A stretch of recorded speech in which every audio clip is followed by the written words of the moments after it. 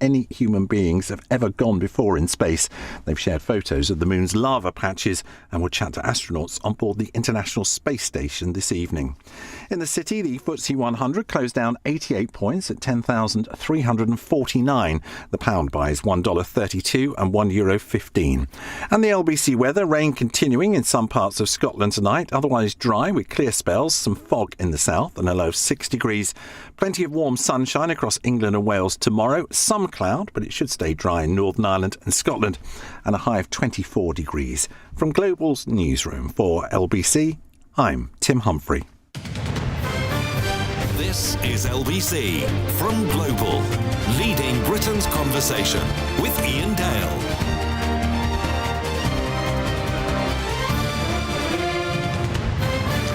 Hello, a very good evening. It's 7:03 on LBC. I nearly said good morning there because that's what I've been doing for the last 4 days, but it's good to be back in the evening.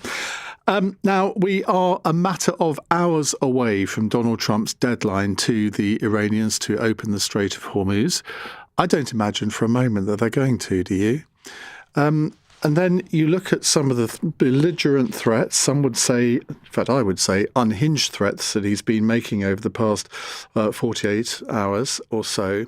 And you think, well, what's going to happen? Now, I think there are at least two different scenarios here. One is that Trump goes before the American people tonight and says, OK, I have considered this and I am claiming victory. I believe that I have weakened the Iranian regime to such an extent that the new people in charge of Iran, they're much more moderate than the old ones. He's actually already said this today. Bizarrely, I don't see any evidence that they're any more moderate than the last lot. But he could maintain that, and that he's achieved all his military objectives. And so he's deciding in the aims of world peace that he's going to pull out. Now, a lot of people will hope that he does that. But on the other hand, he could deliver on his threat and bomb Iran back to the Stone Ages. His words, not mine. He said today that it could be the end of a civilization, which some people are interpreting as he's actually prepared to use a nuclear weapon. Now, he may be unhinged, but I can't believe that would happen. Now, if he did say to his military people, right, I want to nuke Iran, you'd like to think that there would be people in his administration, people in the military, who would say, no, this cannot happen. Because it's not just a case of Donald Trump pressing a button. There are stages that have to be gone through. And I would like to think that there are senior American military individuals who would try and put a stop to that. But I mean, that would be a hugely controversial thing for them to do, wouldn't it? Let me just read you his latest social media message on Trump Social. He says, "A whole civilization will die tonight, never to be brought back again. I don't want that to happen." Nice. But it probably will. Not nice. However, now that we have complete and total regime change, no, we haven't, where different, smarter and less radicalized minds, in your imagination, prevail, maybe something revolutionary, wonderful can happen. Who knows, in capitals? We will find out tonight. One of the most important moments in the long and complex history of the world. 47 years of extortion, corruption and death will finally end. God bless the great people of Iran. I mean, Looney Tunes, frankly, isn't it? I mean, that is not something a rational leader puts out on social media. So what do you think is going to happen in the early hours of tomorrow? Is Trump going to deliver on his threat and annihilate Iran in his language? Or do you think he will pull back and become the taco president? That's what he's being accused of. Trump always chickens out. I'm not going to describe it as chickening out, but I think most people listening to me tonight on this programme will not want Iran to be annihilated in the way that Trump is threatening. 0345 6060 973. Nigel Farage once said, you should always take Trump seriously, but not necessarily always take him literally. Well, maybe he's got a point on that. But if the President of the United States uses language like that, then we do have to take it seriously. I think sometimes we should have to take it literally as well. Now, a short time ago, I sat down with the former Minister for the Americas during the first Trump administration, Sir Alan Duncan, and this is his view on how seriously Trump's threats should be taken. This is not a movie. This is real life. And if you use apocalyptic language like that, I think you've got to be very worried about who's running the world. Because what he's threatening is not just apocalyptic, but it's totally against international law and would be a total global disaster. So what's happening is he's threatening essentially to annihilate Iran. Well, he won't be able to do that unless he drops a nuclear bomb. And, where will we be then? Iran will fight back. And as they've always said they would, and as they have done so far, they will attack Gulf countries and they will go for targets which will disrupt the whole world in order to try and fight for their own existence. And already the Israelis are doing that to the Iranians, threatening to bomb trains and things like that. This is getting totally out of hand. And from the very start, it was never going to achieve what Israel and America thought or said that it would. Well, they must have believed it would, otherwise they wouldn't have embarked on it. I mean, there will be lots of post-mortems on this, but I think certainly the Israelis misled the Trump administration into believing that there would be fairly rapid regime change. I mean, those who know about the Gulf and Iran never believed that and always thought this was utter folly.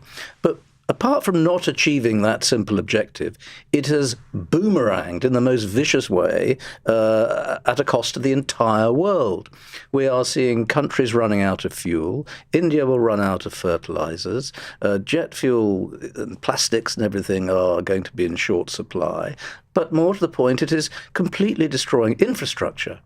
And the threat of the Israelis and the Americans to go for infrastructure, which they are doing, is completely against the rules of war and is utterly unacceptable. What you just said there about the Gulf states, I mean, you know the Gulf states very well. I think a lot of people have been surprised that they and the Saudis haven't hit back and haven't joined the American-Israeli coalition in a way, because they've been under constant attack from drones and missiles from Iran, and yet they're just sitting there and taking it by and large. Why do you think they haven't reacted more violently? I think it's very difficult to know how they could have reacted with the weaponry they've got. Of course, they've spent billions buying weapons, particularly from the United States, but the capacity to use them and the ability to fit into the command and control against Iran is not straightforward. But it's more complicated than that. I mean, I think a lot of them, they're not sure who they dislike more at the moment, the United States and Israel or Iran.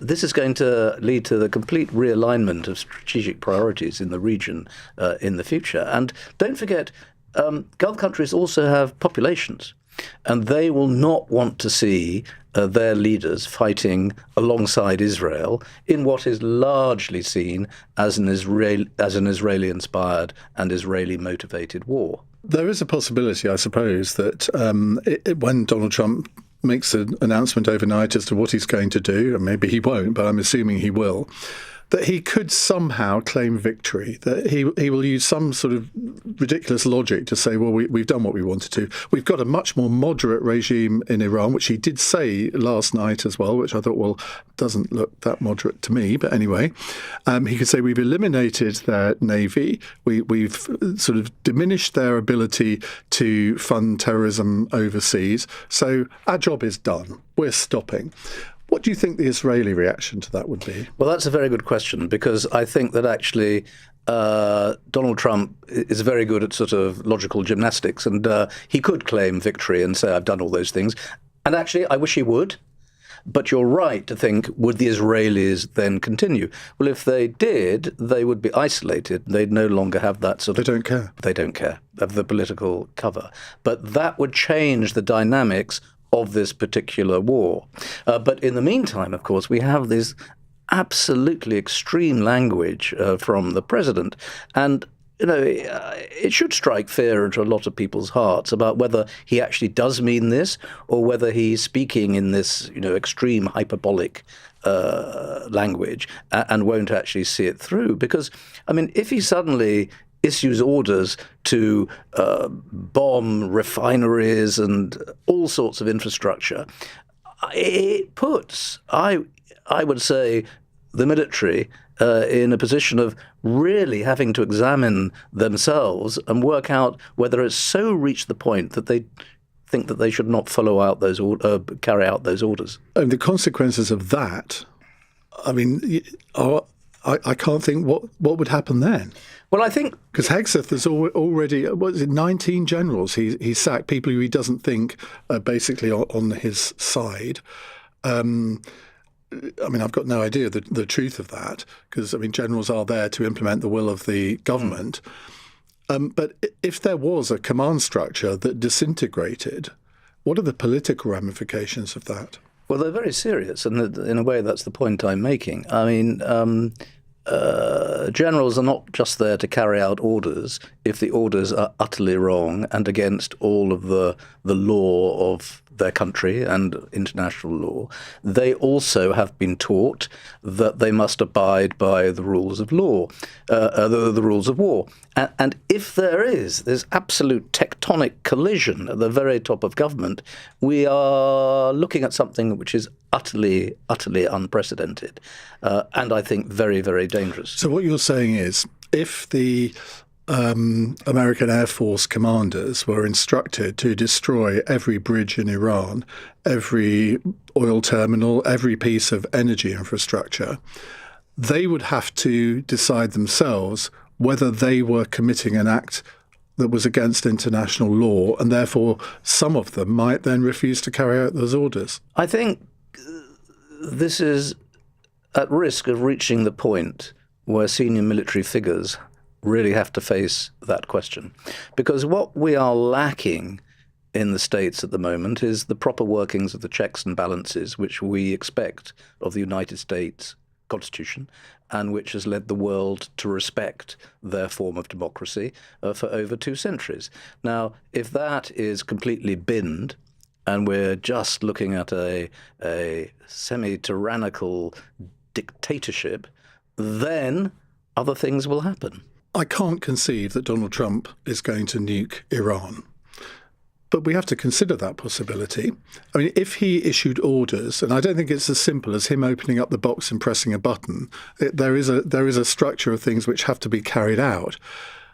I mean, it's entirely conceivable that people in that chain of command might say, no, I can't be part of this. I would like to think that there would be senior people who would say no.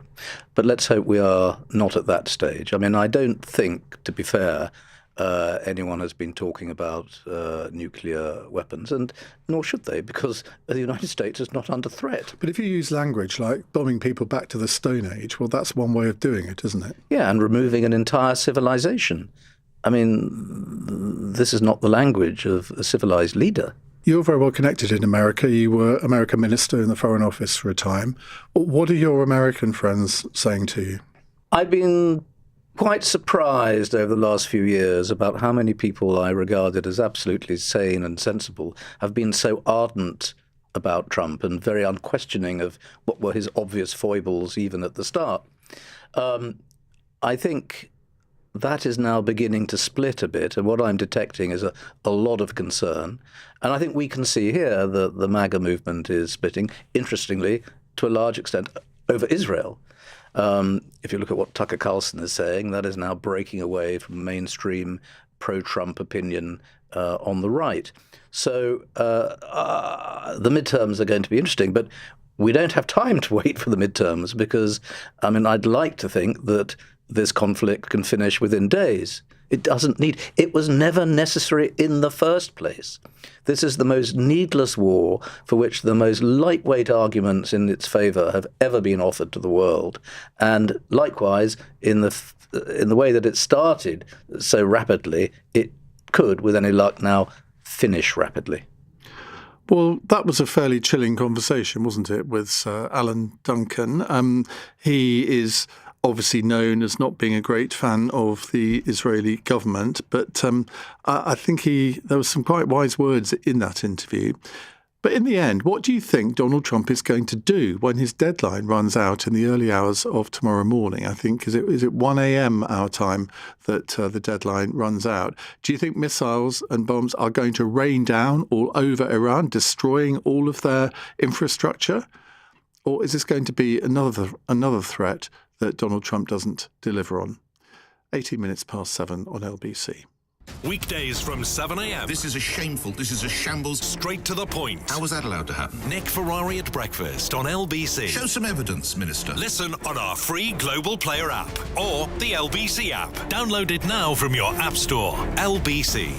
At ulesprosperity.com, you buy the car and we pay you up to £600 per month in rental income. For conditions, visit ulesprosperity.com.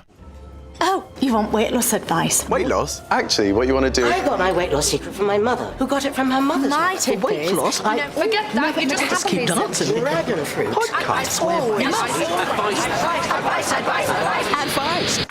Or you could go to MedExpress. MedExpress. Healthcare without the noise. Go to medexpress.co.uk/weight loss. Ali 60mg hard capsules contain orlistat for overweight adults with a BMI of 28 plus. Follow a reduced calorie, low fat diet. Always read the label. At Lidl, there's always more to value. Like switching from Morrison's to Lidl and saving £41 on this week's big shop at lidl.co.uk/usave. Which means a stocked up fridge of big brands, award-winning own brands, and your fresh 5 a day with extra helpings encouraged. Lidl, more to value. Prices check 26th of the 3rd, 26. Morrison's also sell other products. See online for more details. 3, 2, 1, 0% APR on an all-electric Mini Cooper. What was that, Luton? Handling is extraordinary, centre of gravity so low, and it could be ours with a 15% deposit and 3-year term. Okay, Luton, reroute me to the nearest Mini retailer now. Land a new all-electric Mini Cooper with 0% APR. Report to your Mini retailer today. Mini UK is a credit broker. Ordered and delivered by 30th of June. PCP finance with Mini Financial Services. Subject to status. 18 plus. T's and C's apply. mini.co.uk/Cooper. Iain Dale on LBC. Text 84850. 20 past 7 on LBC. We'll come to your calls in just a few moments' time. But first, Dr. Rebecca Lubo joins me, American policy analyst who is the author of the book Keeping a Finger on the Button, Presidential Continuity and the Nuclear Age. Well, that book could not be more apposite at the moment, could it? Rebecca, thank you very much for joining us on LBC. Can we talk about two things? First of all, what would happen, take us through the process, if President Trump says to his senior administration officials, right, I want to nuke Iran. What happens then? Thank you, Ian. Great to be with you. That is the fear. The president, dating back to the first 2 droppings of the atomic bomb on Japan, that is the fear that the president has a sole finger on the nuclear button. And by law, the military is supposed to go ahead and release nuclear weapons. Dating back to Trump's first run for office in 2016, during that election cycle, there were 16 former nuclear missileers that flagged this in a full-page ad, I believe it was in the New York Times, saying that Trump did not have the mental competence to have the sole decision-making power over the dropping of the nuclear bomb. So this problem has been flagged a number of times, including on January 6th, 2021, with the insurrection in the Capitol. At the time, Speaker Pelosi asked General Milley if she said that he was, I believe the quote was, absolutely deranged, and she was concerned that generals would follow his lead, and that's entirely possible. So the fact that there is a possibility, however minute, that there will be an unleashing of nuclear weapons should have, I think, the entire globe concerned. But in terms of the process, I mean, there are obviously stages between President Trump pressing the button, if that is indeed a button to press, and the order being implemented. Now, during that process, in theory, somebody could say, no, I'm not going to do this. This is wrong. Now, obviously, their career would be ended. They'd probably end up in military prison somewhere. But I mean, that could stop it, couldn't it? Yes. And that is what General Miley was implying when he spoke to Speaker Pelosi, who called with this concern, right after the insurrection on January 6th, saying we need to impeach him and you need to assure me that that will not happen. And he said, well, we can assure you that we will not do anything unlawful. But, the president is the commander in chief. And if he issues an order, it's supposed to be followed. So as you say, this could lead, to consequences for anyone who does not follow his direction. But yes, there's two individuals at every stage of the process until you get to the very top where the president is the sole authority with his finger on the nuclear button. Now, because of his unhinged social media messages, and I use that word advisedly, a lot of people are suggesting that at some point the 25th Amendment needs to be looked at. Now, this is not a simple thing to enact, isn't it? It's for those of you who don't know what the 25th Amendment is. It's an amendment to the American Constitution.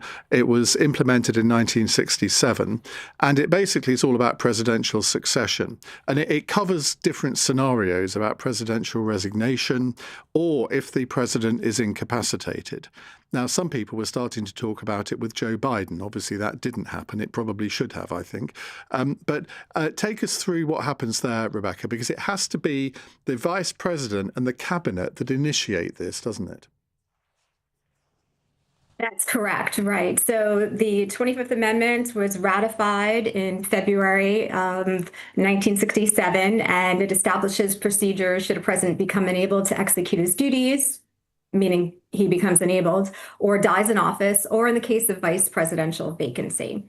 And the entire mechanisms of the 25th Amendment revolve around the vice president, who we should note owes his power to the president. The vice president and a majority of cabinet can invoke Section 4 of the amendment.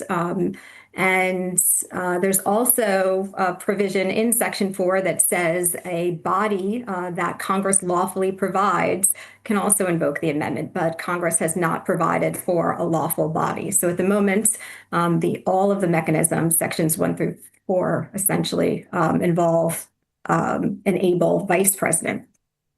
So effectively, it's not implementable, is it? Because J.D. Vance would know that his career would be finished if he did that, because the Trump supporters would effectively make sure that he would not be elected at the next presidential election. And the cabinet wouldn't do it because they've all been appointed by Trump. And there may be one or two of them that would be sort of fearful of doing this.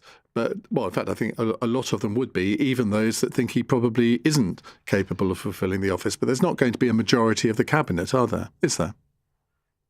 Yeah, the 25th Amendment was designed to keep the power entirely in the president's hands, both to declare an inability and also to take back the powers and duties of the office once the inability had ended. So it was really only designed to be used in cases of true inability, although inability has been left undefined, or, of course, death in office. So if Vance could get a majority of the cabinet to invoke Section 4. And of course, as we say, that's difficult because it's never been used before. And because the vice president and the cabinet owe their powers to the president, Trump would most likely contest it. And Congress would then have to decide with a 2/3 majority vote in both the House and the Senate whether or not he can resume his duties. So it was not, the 25th Amendment was not ever really designed for permanent removal. Yeah. The impeachment would actually be a more plausible method. But either scenario really is not even worth considering until after the midterms, depending on what the results of those are. Thank you very much indeed for joining us. Rebecca's book is called Keeping a Finger on the Nuclear Button, Presidential Continuity and the Nuclear Age.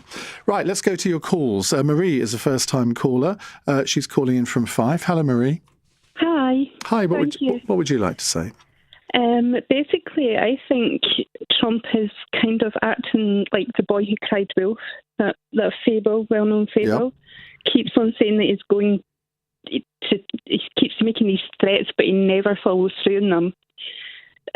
Well, he does. He does sometimes, doesn't he? And I mean, that's the unpredictability of the man. Yeah, that's the unpredictability, or is he predictable? You know, that he doesn't. Well, he's predictable in his unpredictability, isn't he? I suppose that's the best way of putting it.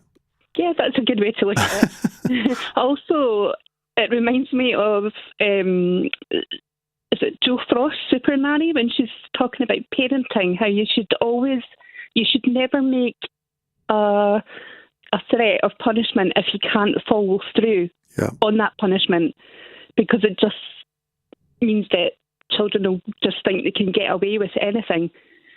If you make a threat of a punishment, such as taking away a mobile phone or turning off the Wi-Fi, you should always follow through with that punishment, or else they'll just walk all over you. Well, I'm not familiar with Super Nanny, but whoever she was a very wise Super Nanny, I think, because, and I'm not a parent, but frankly, if you don't follow through with threats of punishment, then the next time it's going to be worse. Do you think he is going to bomb Iran to oblivion as he's threatened to do?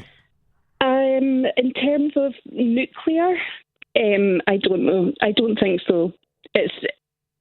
But in terms of the infrastructure and bridges and power plant, well, if he bombs a nuclear power plant, I think he's crazy enough to do it. However, the consequences reach so far around the world with other countries becoming involved with nuclear weapons, and like the fallout from everything as well could have negative consequences for Israel and America and all other countries around the world, I mean, not just economically. But the word fallout is very well used there, because nuclear weapons do not respect international borders, and fallout from a nuclear bomb, that could actually affect Israel too. Marie, thank you very much indeed. Iain, how is your Trump-led Iranian uprising going? You were all for this and ashamed we didn't follow this nutter into war on day one. You should apologise for having such a poor perception of world events. I think you're misinterpreting or mishearing what I actually said at the beginning of this, because I did hope that it would lead to the downfall of the Iranian regime. I mean, who wouldn't?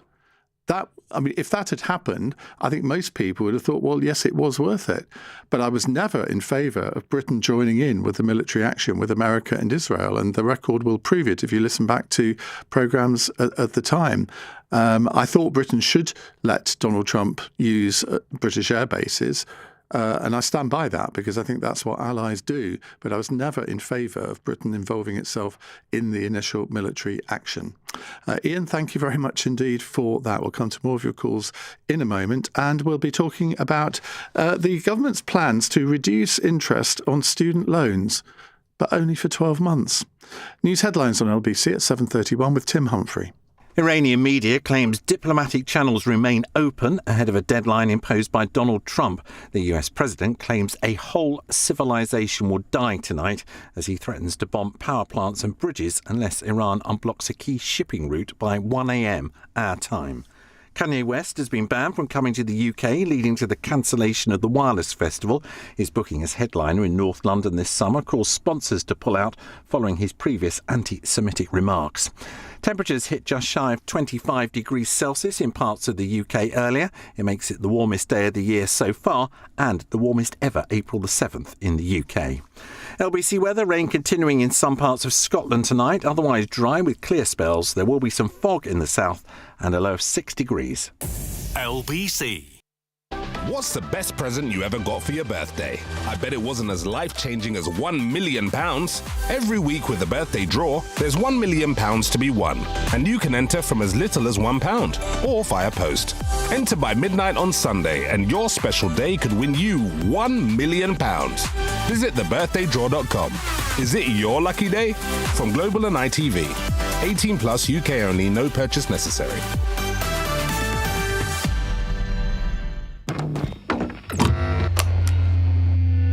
At EDF, we don't just encourage you to use less electricity, we actually reward you for it. That's why when you use less during peak times on weekdays, we give you free electricity on Sundays. How you use it is up to you. EDF. Change is in our power. Households who reduce their weekday peak electricity usage by 50% can earn up to 16 hours of free electricity per week, subject to fair usage. For all T's and C's, visit edfenergy.com/r-power. Switching to Vodafone full fibre broadband is now as easy as pie. Ooh, freshly baked. It's a walk in the park. Hello, little fella. It's like taking candy from a baby. Come on, as if I'd do that. With One Touch Switch, it's easy. We sort everything out for you. We even contact your current provider. Plus, we'll help towards leaving fees. Switch today to full fibre broadband with Vodafone. Up to £200 credit to cover leaving fees. More information and terms at vodafone.co.uk/broadband. Iain Dale. Call 0345 6060 973. Text 84850. Alexa, send a comment to LBC. 7:33. Lots to ask our cross-question panel about at 8 o'clock. I'll be joined by Lord Karen Billamoria, Chair of the International Chamber of Commerce, founder of Cobra Beer, and also a crossbench peer. Leonie Cooper is Labour member of the London Assembly. Amir Kotecha is a former British diplomat who resigned from the Foreign Office a month ago, accusing it of failing to put Britain's national interests first. And Antonia Jennings is Chief Executive of the Centre for London think tank, which does what it says on the tin, I imagine. Now, interesting news development today away from international affairs on student loans, because millions of graduates are going to have the interest on their student loans capped at, now you might think it would be nearer inflation, but it's actually 6% from September as a temporary measure to protect them from the risk of rising inflation driven by war in the Middle East. Ministers acted after months of criticism, particularly from Kemi Badenoch, over the loans becoming a debt trap that often leave graduates in England and Wales paying tens of thousands more than the original loan amount. Now, this cap, which will apply to Plan 2 and Plan 3 loans, was welcomed by the National Union of Students, but they said it didn't go far enough to address the unfairness in the student finance system. And it's only going to last a year, which is sort of tinkering at the edges. When you've got inflation at, I think now, was it 3.2%, interest rates at around 4%, why 6%? Why not cap it at, say, 4%? That would actually have a meaningful effect on student finances or graduate finances. Let's get more on this from Charlotte Armstrong, Policy Manager of the Higher Education Policy Institute think tank. Charlotte, good evening to you. This strikes me as one of those awful civil service compromises where they've sort of tinkered at it but not gone far enough. Yeah, I mean, it's definitely a policy announcement that feels more about making people feel like the government's doing something rather than actually implementing something that will help most people. So the current student loan interest rate is what? So the current maximum student loan interest rate a person could have is 6.2% if they're on Plan 2. So that is RPI plus 3% for those who are earning over a threshold, which I believe is currently around £50,000. If you're earning under that, then your interest rate is RPI, so 3.2%. So that they've knocked a whole 2.2% off the interest rate. I mean, students are going to be incredibly grateful for this, aren't they? Not only that, so the way that the interest rate works is it's based on the inflation of the March in the preceding year. So we don't even know actually what it's going to be based on next year. Now, obviously, with the war going on, it is likely to be the interest rate continues to increase. But right now, we don't even know if it is 0.2% off the current level. What would have made a difference here? I mean, what could they have done that wouldn't have maybe cost the rest of the taxpayers a huge amount of money, but would have helped people who I think are genuinely perplexed at how this system works against them? Yeah, so there's a couple of different things that they could have done. They could have altered the repayment rate. So that's the percentage of your salary you pay back on a monthly basis. So currently for students on Plan 2 loans, you pay back 9% of your salary over a threshold. So they could have altered that. They could have altered the repayment threshold, so the point at which you start paying back that 9%, and they could have raised that higher. Obviously, that is a threshold that they previously froze back in the October budget. They could have also done things to help current students. So current students aren't on Plan 2 2. They're on Plan 5, which has a different rate of interest. And so they won't be affected by this announcement at all, and will still face potentially increased interest rates also. Well, it's a shame they haven't gone the whole hog, but there we are. Thank you very much indeed. That's Charlotte Armstrong, Policy Manager of the Higher Education Policy Institute think tank. Right, back to your calls and texts. Ben says, do you think that Trump is stupid enough to use a nuclear weapon? I do. And if he did, would any other country take it down to avoid what would follow? Now, you've asked me a question there that I mean, I suppose in theory it's possible to shoot down a nuclear weapon, but wouldn't it still kind of go off? I don't know. Maybe we'll get someone on sometime during the week to investigate that, because I suppose it's possible. If you had a nuclear weapon fired from an American submarine somewhere in the Indian Ocean, could it be shot down by somebody else? Well, I can't answer that question. Maybe somebody else can text in and see if you have the answers. Ned's in Cambridge. Hello, Ned. Hello, Ian. How are you getting on? Good, thank you. What would you like to say? Yeah, bless you. So, well, on that question, no, not really. I mean, we won't find out next week, because if he does it tonight, 1 o'clock in the morning, it'll be done if it's tactical nukes, on Tehran or something like that. Because the language is terrifying. I mean, whichever way you look at it. But the thing that I've got in is, I mean, he seems to have lost. I'm just counting, Marjorie Taylor Greene, Tucker Carlson, even Alex Flippin Jones, Joe Rogan. Yeah, but they are mad. Exactly. And these are the maddest of the mad, right? But then all of Europe, Japan, Australia, Cuba, the most of the civilized world. So what's left? I mean, I listened to your call with Rebecca, and which is fantastic. But by crikey, what a grim thing. If we can't get this guy out, and if not now, then when? Because he's completely off his chops. Well, that's a conclusion I've come to reluctantly, because over the time of his first presidency, during the first year and a bit of this presidency, I do try to be fair to him, and if he does something that I think he's right, I'll say so. But I mean, it's very difficult to be balanced on this. Certainly, I find in this job, okay, I'm paid to have an opinion, but when you're reporting on things like this, opinions matter, but facts also matter, and we can't ignore the fact that this man keeps saying things in public, in press conferences or in statements that are just unhinged. Yeah, I agree. So your politics and my politics are very different, and we are literally one side or the other. But I always love ringing in, listening to your show. I love cross-question, because I can't be in my own bubble. Do you see what I mean? It's really important. And that's exactly how everybody should be. Yeah, so thank you so much for always taking my call. It's always great to speak to you. I don't agree with everything, but it's important that I listen and we can talk. You know what I mean? There's things I agree on and things we don't. Well, that's the thing. Yeah. If you don't listen, this is what really irks me about people say, I can't listen to James O'Brien. You think, well, if you don't listen to somebody who you disagree with, how can you marshal your arguments against them?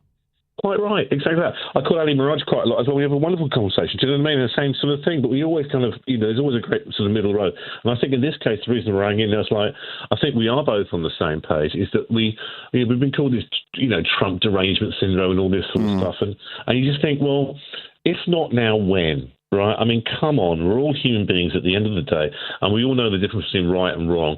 His whole administration is obviously telling us that up is down and black is white and left is, and okay, politically, you can go along with that. You can go along with the fanfare of it. But when we get to something like this, enough is enough, and I think we're all on the same page.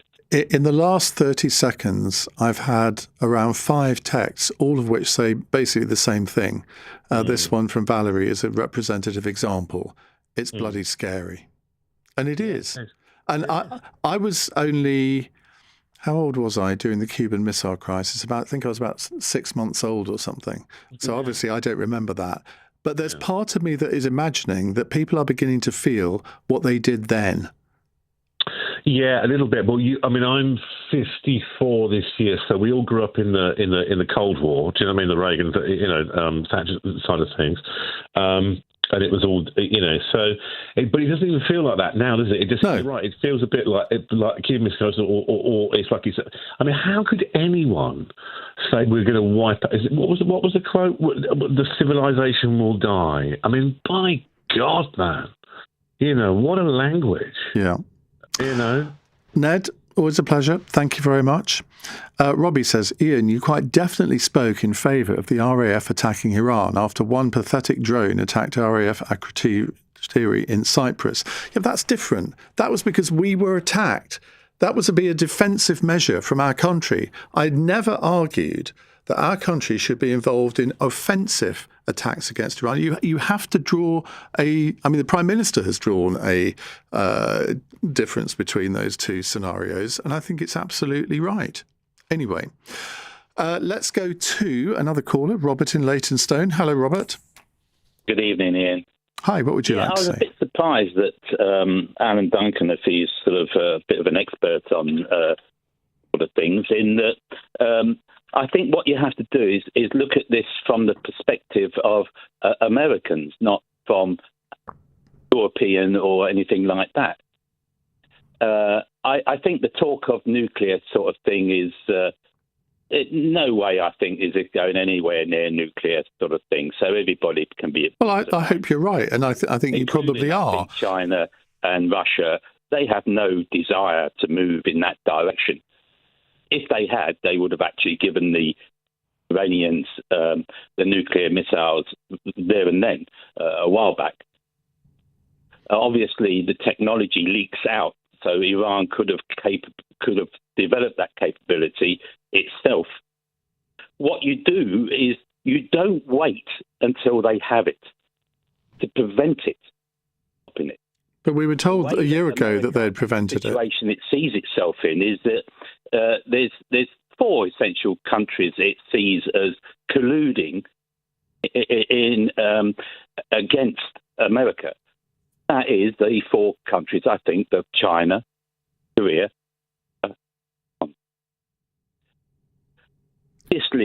Sorry, your line keeps breaking up, Robert. We'll have to leave it there.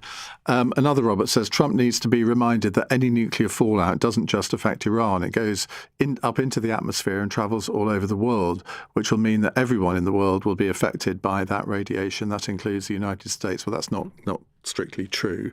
Yes, other countries would be affected, but it depends what kind of bomb it was. If it was a small-scale tactical nuclear weapon, that is unlikely to travel all around the world and affect the United States. If it was a major league nuclear weapon, that may be different. But again, I'm straying beyond the realms of my competence in that kind of discussion. Right, we'll take more of your calls in just a few moments' time. You're listening to LBC. I'm Iain Dale. It's 7:45. Nick Ferrari at breakfast on LBC. What do you got planned for this summer? Fancy listening to a supposedly former anti-Semite who actually composed and wrote a song about Hitler and sold swastikas on his T-shirts? If you call that a good day out, you want to go to the Wireless Festival. That's where you'll find yourself, because Kanye West will be there. He wrote the song Heil Hitler. This is a pattern of behaviour. This is not a one-off incident. There's growing calls now for the minister to ban him from the country. Melvin Benn, who is the Festival Republic's managing director, said that he's coming here to perform, not to extol any political dogma. Well, if Vladimir Putin was to play the balalaika, are we going to put him on Saturday night at the London Palladium? No, of course we're not. Nick Ferrari at breakfast. Back tomorrow morning from 7. Listen on our free Global Player app or the LBC app. Tesco Insurance are driving down the cost of motoring with 10% off car insurance. Take out a car insurance policy before the 15th of May 2026 and you'll get 10% off with Club Card prices. We offer a range of cover options, so you can choose the one that's right for you. Save 10% when you buy or renew a car policy with Tesco Insurance. Search Tesco Car Insurance and get a quote direct today. Club Card required. Excludes add-ons. T's and C's apply. Looking for a fixed passive income backed by real demand? With ulesprosperity.com, you buy the car, we rent it from you for a set period. You stay the legal owner and we pay you up to £600 per month in fixed rental income. No hassle, no maintenance, no tenants. It's a straightforward asset-backed rental agreement. Visit ulesprosperity.com for conditions and to learn more. That's ulesprosperity.com. Simple, steady, secure. Oh, you want weight loss advice? Weight loss? Actually, what you want to do... I got my weight loss secret from my mother, who got it from her mother's My tip weight is- loss. No, forget that. You just keep dancing. Dragon fruit. Podcast. Advice. Or you could go to MedExpress. MedExpress. Healthcare without the noise. Go to medexpress.co.uk/weight loss. Ali 60mg hard capsules contain orlistat for overweight adults with a BMI of 28 plus. Follow a reduced calorie, low fat diet. Always read the label. McGriddles, a new McDonald's breakfast. So it's maple syrup infused. It's sweet, then it's savoury. Because the sausage, you know, and the cheese and the egg. Oh, it's got the golden arches stamped on it too. Make that make sense. It's hard to put into words, but Until 11 a.m, subject to availability. Fees apply to delivery orders while stocks last. This is LBC with Iain Dale. Call 0345 6060 973. 7:48 on LBC. Jonathan says he's in Malta, apparently. I've never been to Malta, always fancied going there. I really hope it's taco tonight, but I'm also worried that Trump is still invigorated with the Venezuela heist and today's win over the moon and would actually seek to deliver something of his promise. Well, we're about to find out, aren't we? And another one here from Andy, who says, I suspect at the last moment Trump will announce that the Iranians have decided to talk, but I believe that will be a lie just to cover Trump's ass from not going ahead with destroying Iran. George is in Chelmsford. George, good evening. Hello, Philip. I don't believe there's going to be any nuclear strikes tonight. However, I do think we're overlooking a few details here. Recently, he's been flooding that entire zone with paratroopers and infantrymen. I would not be surprised while he's bombing all of the legitimate targets of bridges, power plants and primary schools. He will take full advantage of that, and he may even send in the troops then. What was the island with all the oil resources? Karg. Karg. I suspect there may be a pure Russian-Ukraine style of invasion happening in the middle of the night. I would not be surprised. What do you think the Iranian reaction would be to that?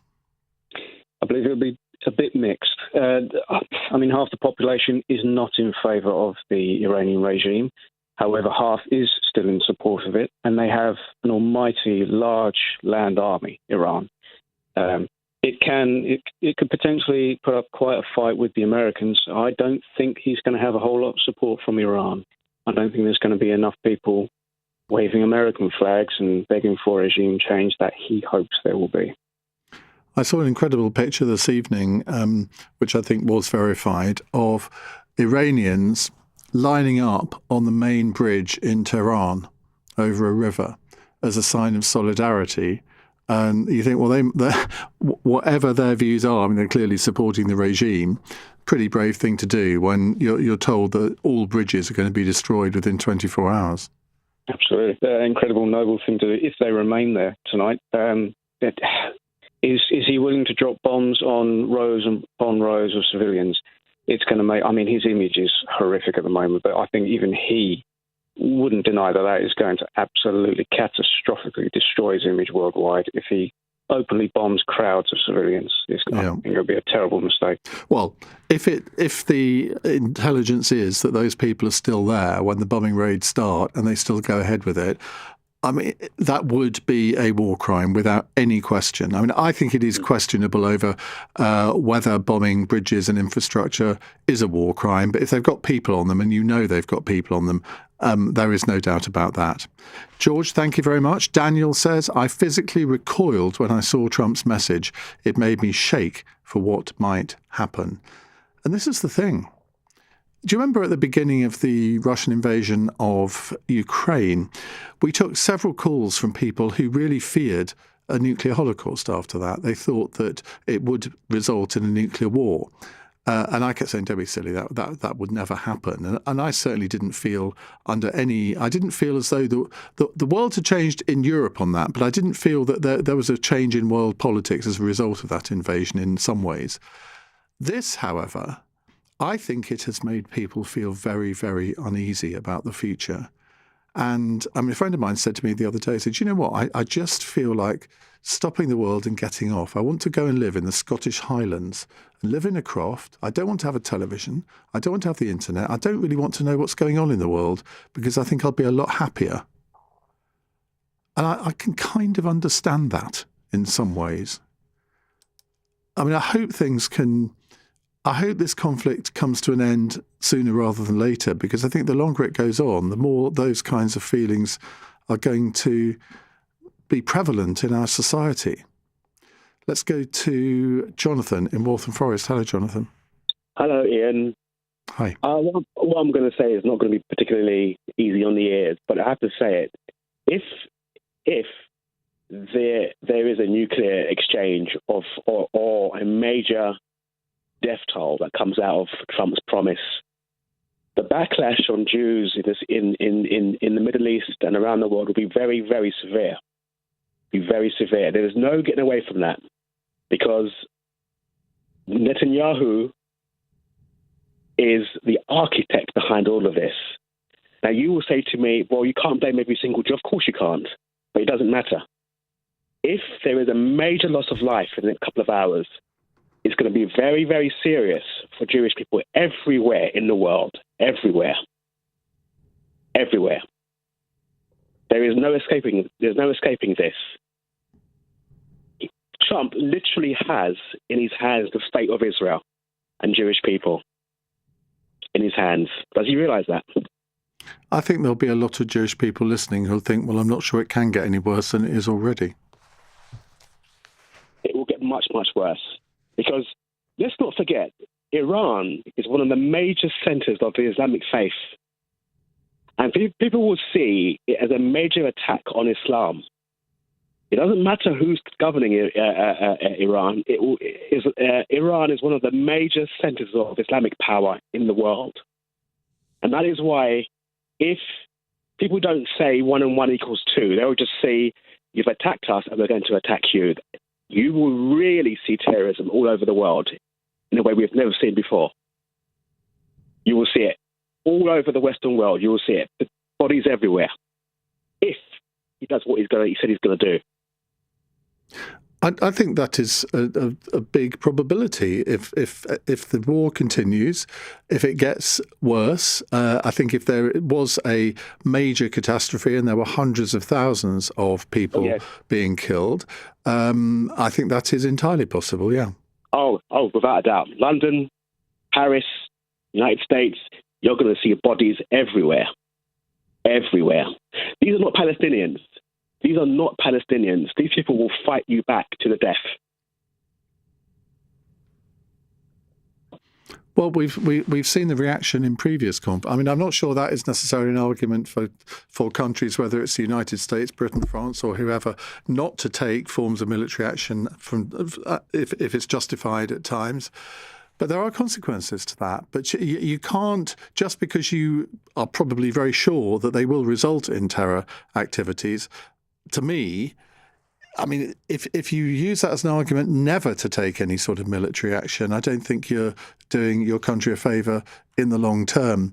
Jonathan, thank you. Let's go to Batul in Harrow. Hello, Batul. Hi, Ian. Hello. I'm really worried about my family in Iran. I got 3-4 generation in Iran, and I haven't heard from her since Friday, Good Friday. She called me. Every other day she called me. I've been trying calling her several times, all of them. I couldn't get through to them. I'm just waiting 1 a.m. to hear from them. I'm not sure what is going to happen. She told me if something happens, I die, you forgive me. We don't know anything what is going to happen to her. To her whole family is such small babies as well. Under 1-2 years old. I mean, the communication systems in Iran are not functioning all the time, are they? She's calling me every other day. She cares about me because I'm worried about her. Everything is wrong what they say. There are restrictions with hijab. My family doesn't. In there, Iran, I've been just recently before this 2 wars. And I was there and was no restriction to how they wear the scarf I'm wearing, cover my head. And I was there and I was so, they are really westernized. This is all wrong what they said because I've been many times to visit Holy Shrine and I visit to see my own family. It's no restriction at all. No restriction. Well, that's not evidenced by the pictures that we see or the fact that there are military police who enforce it. No. This is all wrong. You because I've been there. I remember that October. I went there and I saw, and I was so shocked with this one. Even my daughter born and brought up in this country, and she went and she said, "It's no hijab," and she was so scared. We have to must cover, and something happened. It's nothing. We've been already. It's nothing. It's no restriction at all. Well, I suspect. I mean, does your family live in a big city or in the countryside? Tehran. Well, they all are in Tehran, yeah. All I can say is I'm very surprised to hear what you say there, Batul, but thank you very much indeed. Michael says, it's brinkmanship. Channels of communications are still open between the US and Iran. Tomorrow will bring fresh talks and a partial opening of the Hormuz Strait. That's how it goes. Well, Mike, I think everyone will hope that you're right. I don't know how to call this. How can you predict what Donald Trump is going to do? It's more or less impossible, isn't it? Thank you very much for all of your calls in that hour. I'm sure this subject will be raised in Cross Question. Do keep listening. Lord Karambil Amoria will be joining me, Chair of the International Chamber of Commerce UK, and also the founder and chair of Cobra Beer. He's a crossbench peer. Leonie Cooper is Labour member of the London Assembly for Merton and Wandsworth, also Labour's environment spokesperson at City Hall. Amir Kotecha is a former British diplomat who resigned from the Foreign and Commonwealth Office a month ago, accusing it of failing to put Britain's national interest first. And Antonia Jennings, Chief Executive of the Centre for London think tank, she'll be here too to take your calls on 0345 6060 973. You can WhatsApp us on that number, text 84850, and watch us on Global Player, the LBC app, and the LBC YouTube channel. On your radio, on the LBC app, and Play LBC. Leading Britain's conversation. This is LBC.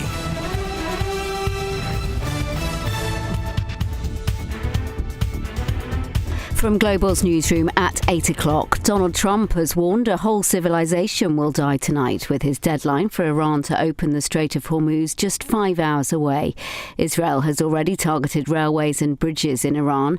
US Vice President J.D. Vance is in Hungary, where he's spelled out what a deal might and might not mean for Iran. Much better things for them economically. It's going to mean better things for the peace and safety of the world. Option B, and they stay committed to terrorizing their neighbors, not just Israel, but of course their Arab neighbors too, then the economic situation in Iran is going to continue to be very, very bad.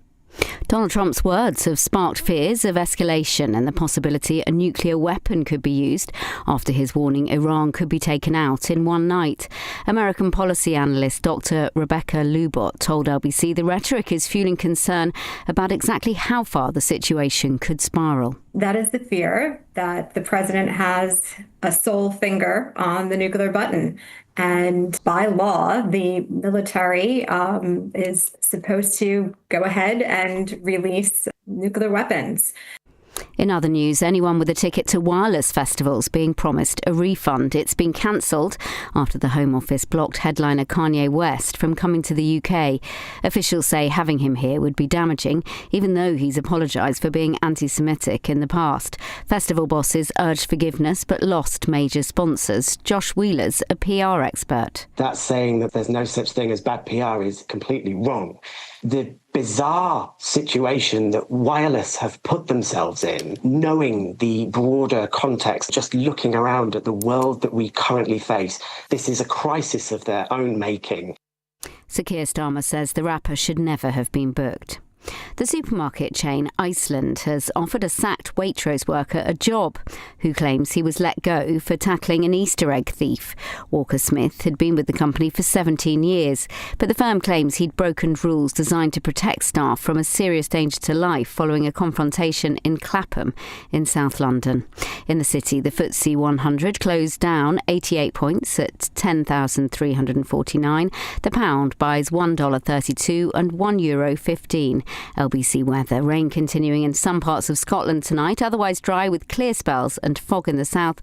A low of 6 degrees and plenty of warm sunshine across England and Wales tomorrow. Some cloud but dry in Northern Ireland and Scotland. A high of 24 degrees. From Global's newsroom for LBC, I'm Daisy Steele. Taking antibiotics when you don't need them puts you and your family at risk of a longer and more severe illness. Always take your doctor's advice. Search NHS antibiotics. You saw me, walking along the beach. You watched me turn round the headland, and the tide, it cut me off. The rocks were wet, too wet to climb, so I panicked. But you didn't. You dialed 999 and asked for the Coast Guard. Coast Guard. And I just want to say, whoever you are, thank you. In an emergency at the coast, call 999 and ask for the Coast Guard. I'm a real snack monster. But Mum and Dad says all that munching isn't good for me. Around half the sugar we eat comes from unhealthy snacks and sugary drinks. If you want to change from a snack monster to a snack star, search Change for Life for loads of healthy snacking ideas. This is LBC from Global. Leading Britain's conversation. Cross Question with Iain Dale. Hello, a very good evening. It's 8 on LBC. Welcome to Tuesday's Cross Question.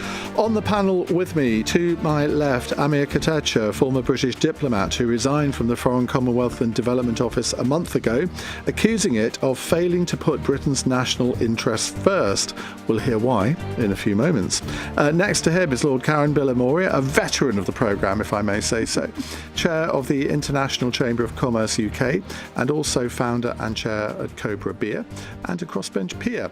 To my right is Antonia Jennings, Chief Executive of the Centre for London, and joining us in a couple of nanoseconds, I hope, will be Leonie Cooper, Labour member of the London Assembly for Merton and Wandsworth, and she's Labour's environment spokesperson at City Hall in London. Well, lots to talk about tonight. I'm sure we're going to talk a lot about Donald Trump, as per usual. That's kind of goes with the territory at the moment, doesn't it? But there's lots of other things to talk about. You might want to ask a question about how brilliant the Magic Faraway Tree is, which I went to see on Sunday. Possibly not. But there's the Kanye West Farrago and all sorts of other things too.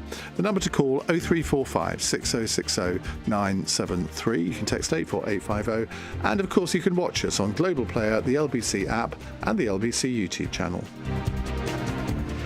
0345 6060 973. Text 84850. Cross Question. Watch live on our free Global Player app or the LBC app. Well, Nicole has a very short question. Is Trump unhinged or just evil? Now, some would accuse Nicole of suffering from Trump derangement syndrome, I suspect. But, I mean, that is what I think a lot of people are thinking. We're now only 5 hours away from the deadline he has given the regime in Tehran to reopen the Strait of Hormuz or risk seeing a whole civilization die tonight. Lord Billamoria. This situation has evolved in a way that people didn't predict. And, people say, well, with the Straits of Hormuz, weren't they thinking ahead? Of course, this has all been game planned many times over, and this was something that was bound to happen. What people did not predict was the way that Iran attacked the neighboring Gulf states. I don't think anyone predicted that, and that has now destabilized the whole region.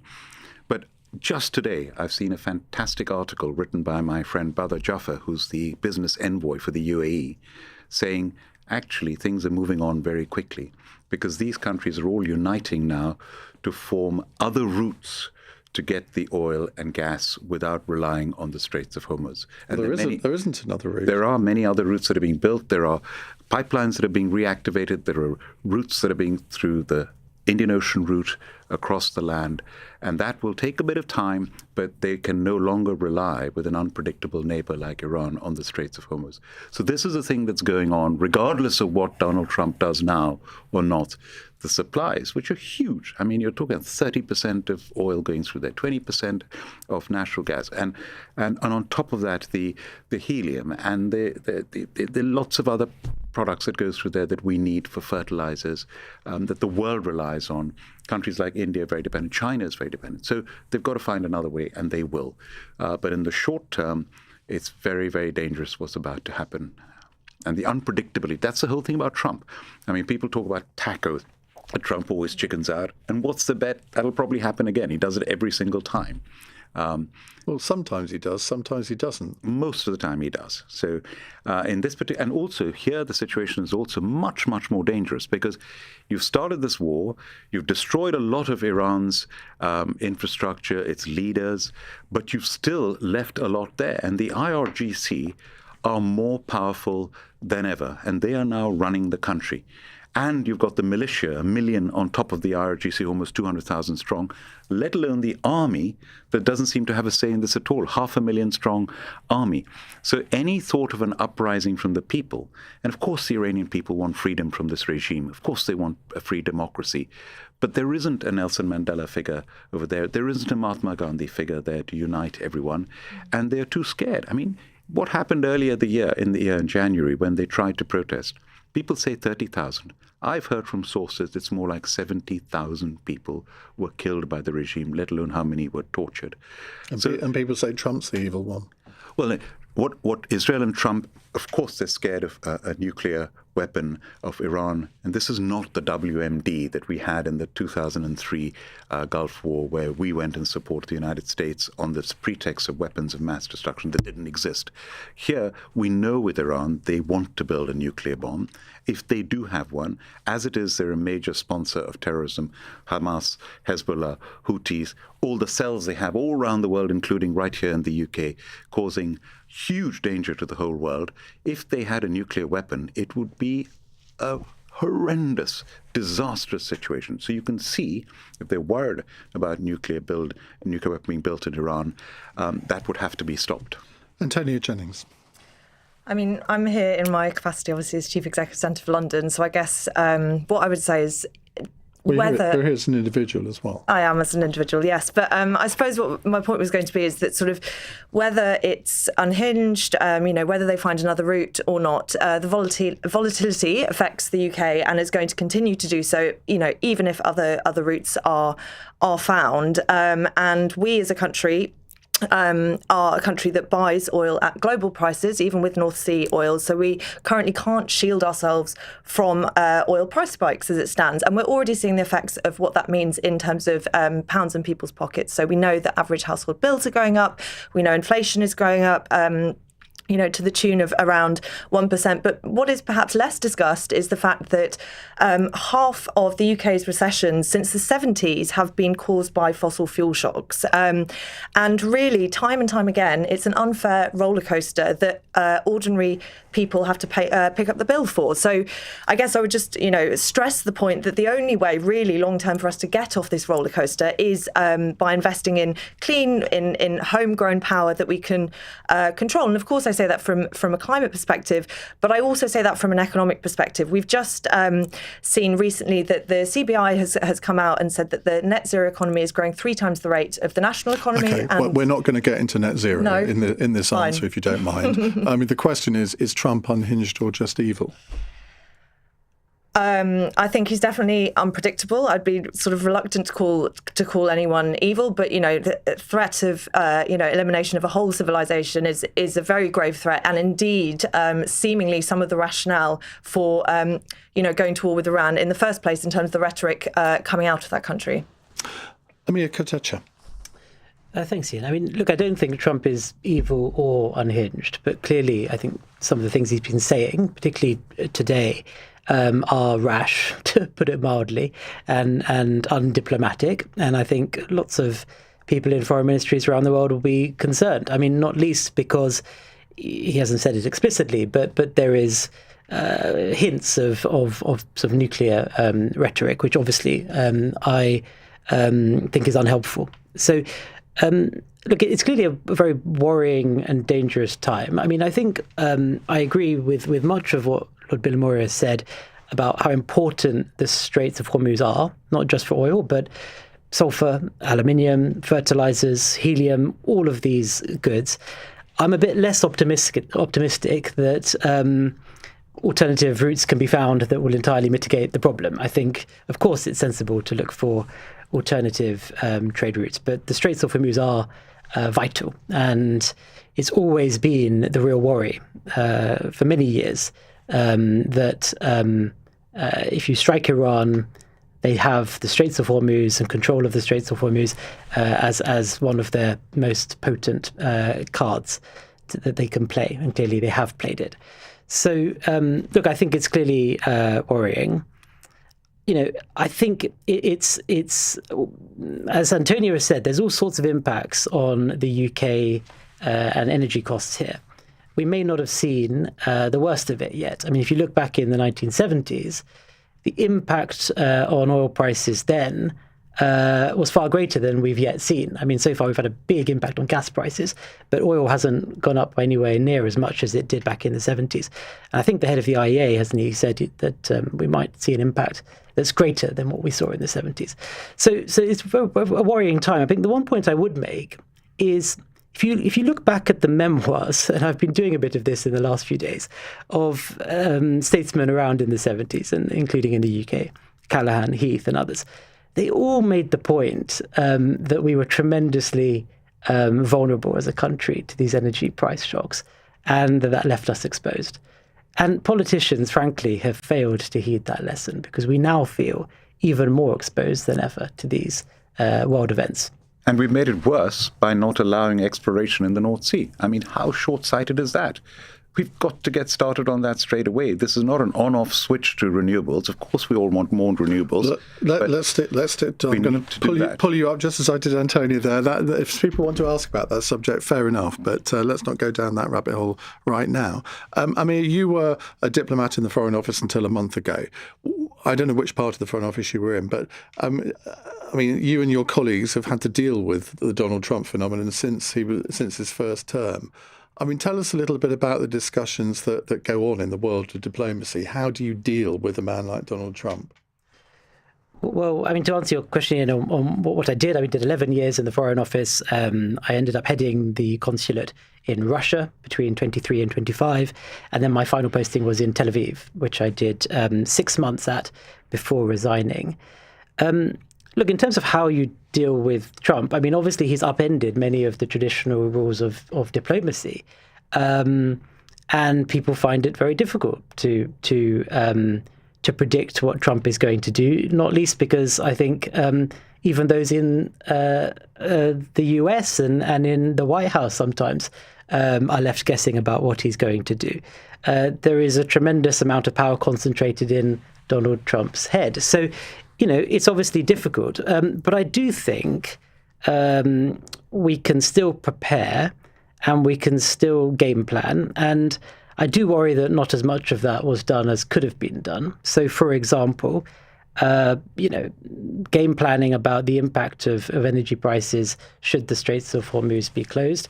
I saw very little of that, and one would have hoped that there'd be people beavering away in the Treasury, for example, over the last 6-9 months working on precisely that question. And one would have assumed that those emails would have crossed my desk, but they didn't. So I have no hope that was happening at all, given that a week before the Brexit referendum, I asked George Osborne in an interview, how many Treasury civil servants are preparing a Brexit plan? And he said 0. Yeah. And that was a deliberate act on his part not to have anyone preparing, which I thought was an act of gross irresponsibility. But that's another story. I was going down a rabbit hole there, Antonia, so you can pull me back if you like. Right, we're going to take more of your questions in just a few moments. It's 16 minutes past 8. This is LBC. It's hard to concentrate when you can't shake a health worry. It can feel like there's a wall between you and the rest of the world, like you can't be fully present. Hello, AXA Health. How can I help? If something's playing on your mind, AXA Health support line nurses and counsellors are ready to listen day or night. For cover that cares, search AXA Health Insurance. 24/7 health support line available to all members. Treatment for pre-existing conditions is not covered. Cancer doesn't care about childhood. It doesn't care what they miss out on or how much you want to protect them. But we do. At Great Ormond Street Hospital Charity, we fund life-saving research, vital family support, and the special things that help seriously ill kids be kids. Until no childhood is lost to cancer. Join us. Search GOSH Charity. Irrational is a printer that's next to your laptop, but somehow offline. Smart is a printer with self-healing Wi-Fi that helps keep you connected. Stressful is your printer choosing check-in day to check out of ink. Smart is an HP Smart Tank with 3 years of cartridge-free ink. Oh, that's smart. So go on, search HP Smart Tank. Find the last printer you'll ever need. Cross Question with Iain Dale. Watch live on our free Global Player app or the LBC app. 18 minutes past 8. Leona Cooper will imminently arrive, I've been assured, so we'll put the questions to her when she does. Antonia Jennings is here, Chief Executive of the Centre for London, which I guess does what it says on the tin. It does. We do research and advocacy around London-based challenges. Karen Billamoria is a member of the House of Lords. He chairs the International Chamber of Commerce UK and is the founder of Cobra Beer. And Amir Katecha, former British diplomat who resigned a month ago from the Foreign Office, accusing it of failing to put Britain's national interests first. Now, I want to hear more about this, and I'm sure our listeners do too. I mean, that's a big thing to do, to resign from a senior Foreign Office job after quite not a long career, because you're still quite young, but I mean, a career that you could have ended up as like new ambassador to Washington at some point. Mm-hmm. Yeah, I could have, and I left with a heavy heart, Ian, because it's what I've always wanted to do, serve as a diplomat for the UK.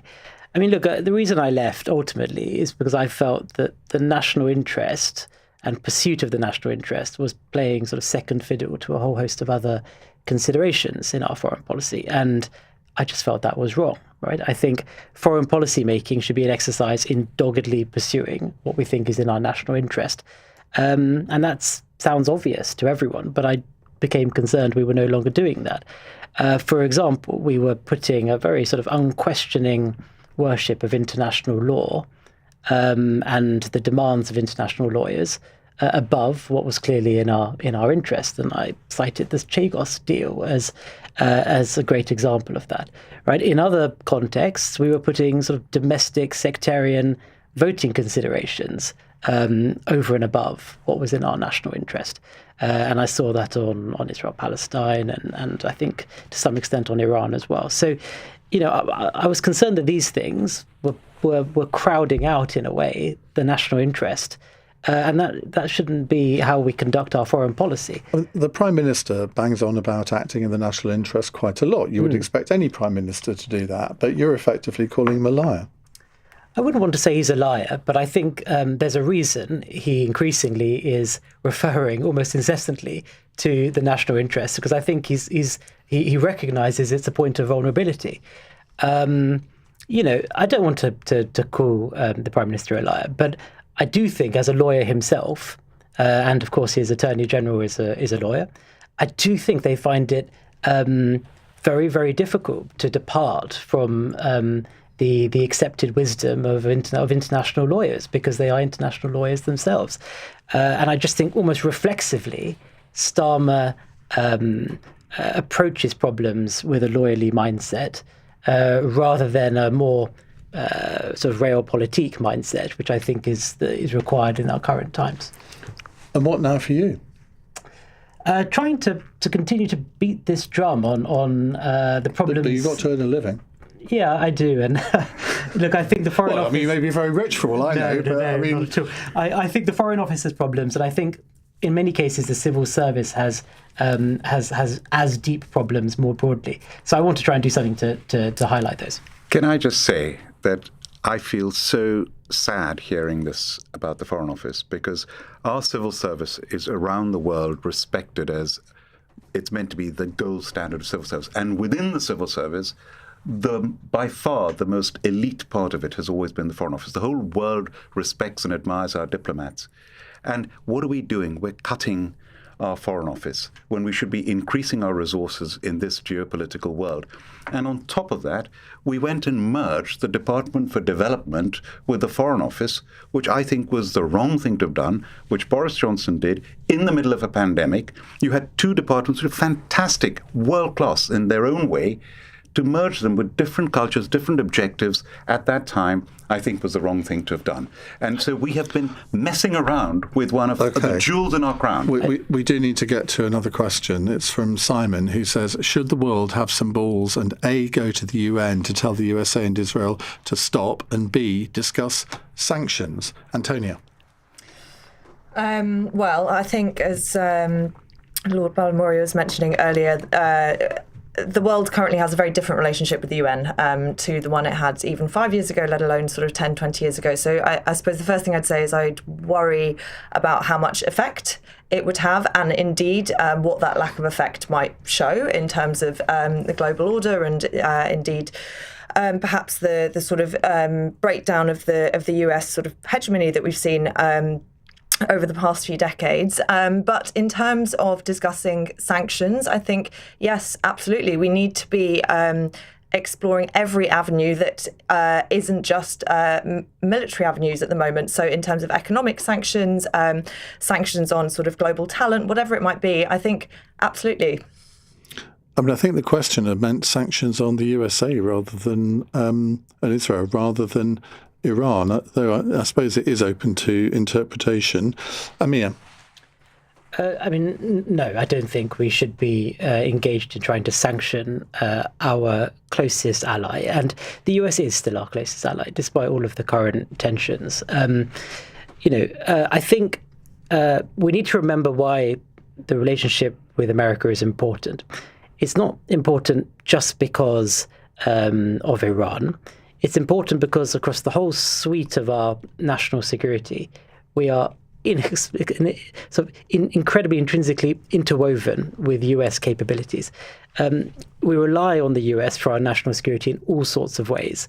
There is a risk here as well in other theatres. So, if America and the US and Trump lose patience with the UK and European partners over Iran and what they see as a lack of robust support for the American efforts in Iran, they could pull the plug on American support, for example, to Ukraine. So there's all sorts of interplay between the different theatres here that we need to keep in mind. Approaching our relationship with the US with maturity requires us to go in, explain where we disagree, petition behind closed doors, but absolutely not go to the UN and try and get them sanctioned. Karen? Well, the US-UK relationship, whatever is happening now and has happened over the past few months, is always going to be in the long term resilient and will be there as a special relationship. It's endured for over a century in helping each other when the times are really bad. But with regard to the UN, let's face it, the UN is something that was formed after the Second World War. It was structured for the people at that time. The UN has now shown itself, sadly, to be completely ineffective and powerless. For example, the permanent members of the Security Council, the P5, they were 5 friends in 1945, 1946. Today, one veto from one of them, and you can't do anything. And the whole of the UN can't do anything. So how can the UN function? To be fair, that's been the same throughout history, hasn't it? But look at the polarization now that exists between the P5, when you've got China and Russia, the United States, France. But that was the same in the Cold War.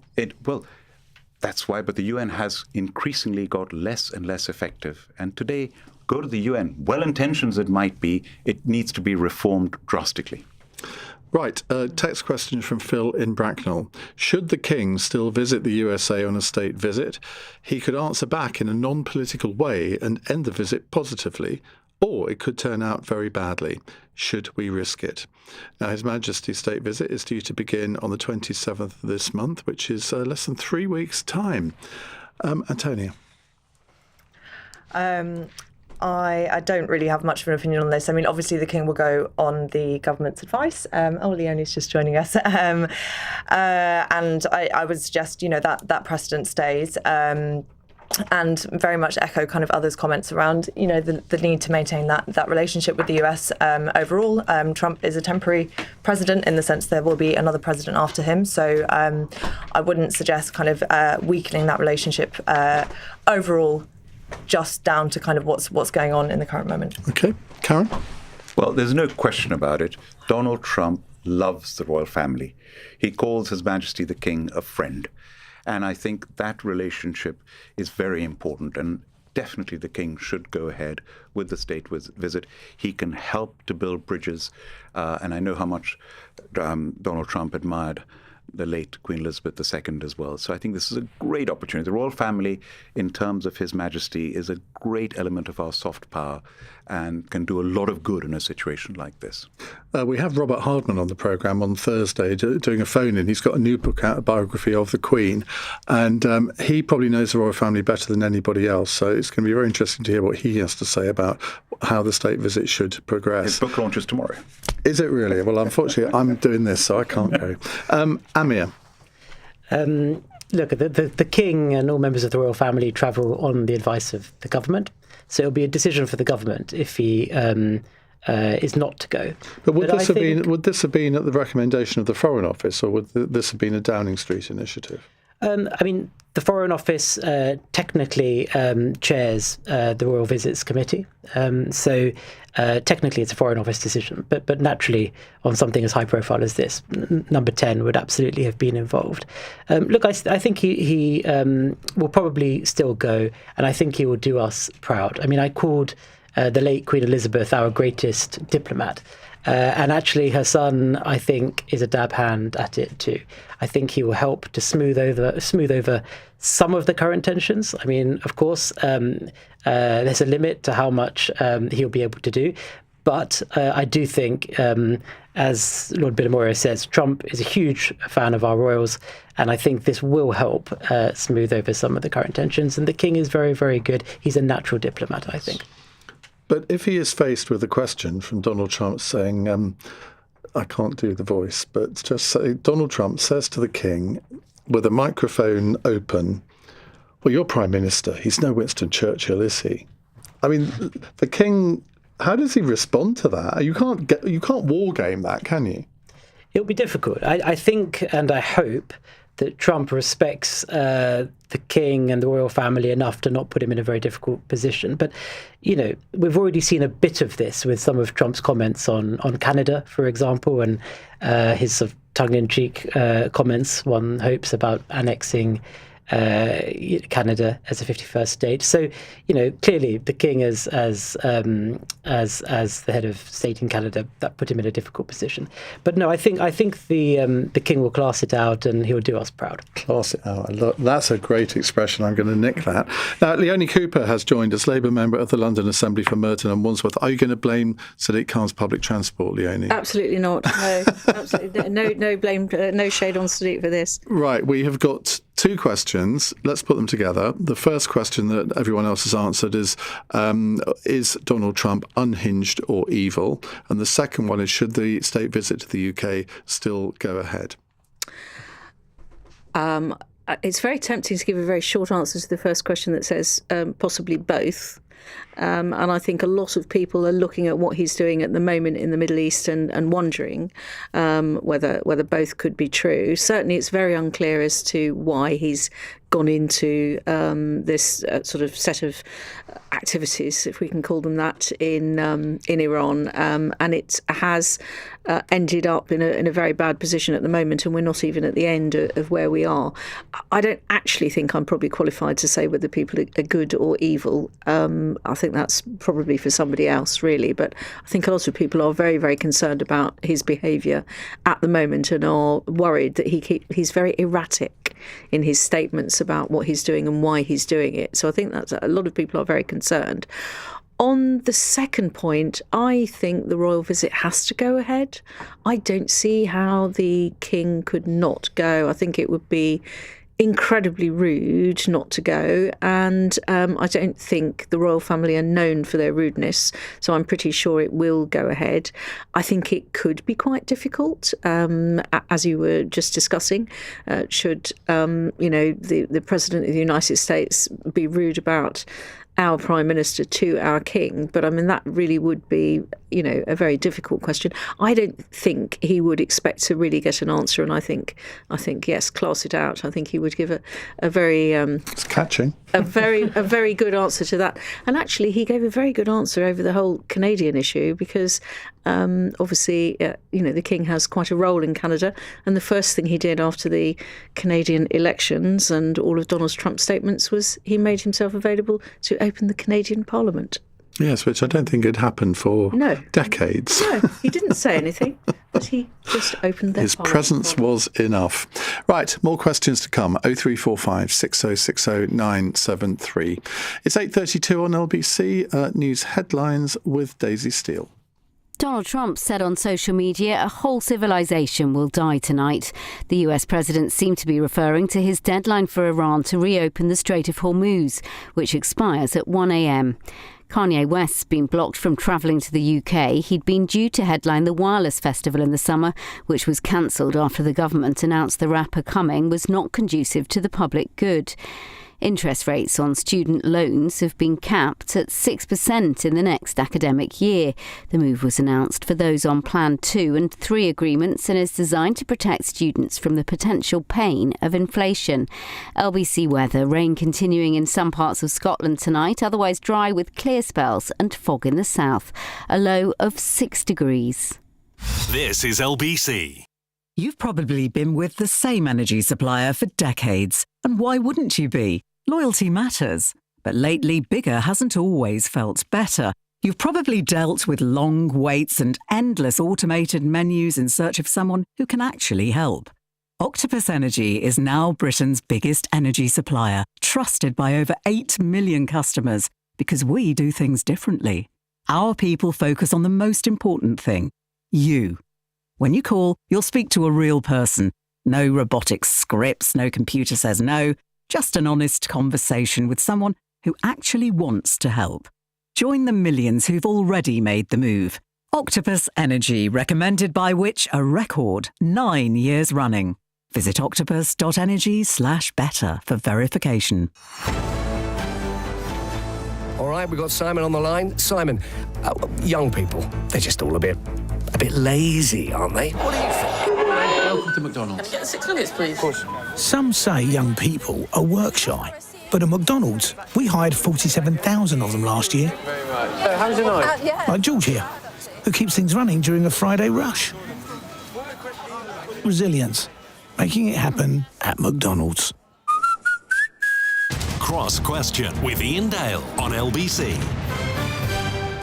8:35 on LBC. Let me reintroduce my panel. We have Lord Carambil Moria, Chair of the International Chamber of Commerce UK, founder of Cobra Beer. Leonie Cooper is Labour member of the London Assembly for Merton and Wandsworth and also Labour Environment spokesperson at City Hall.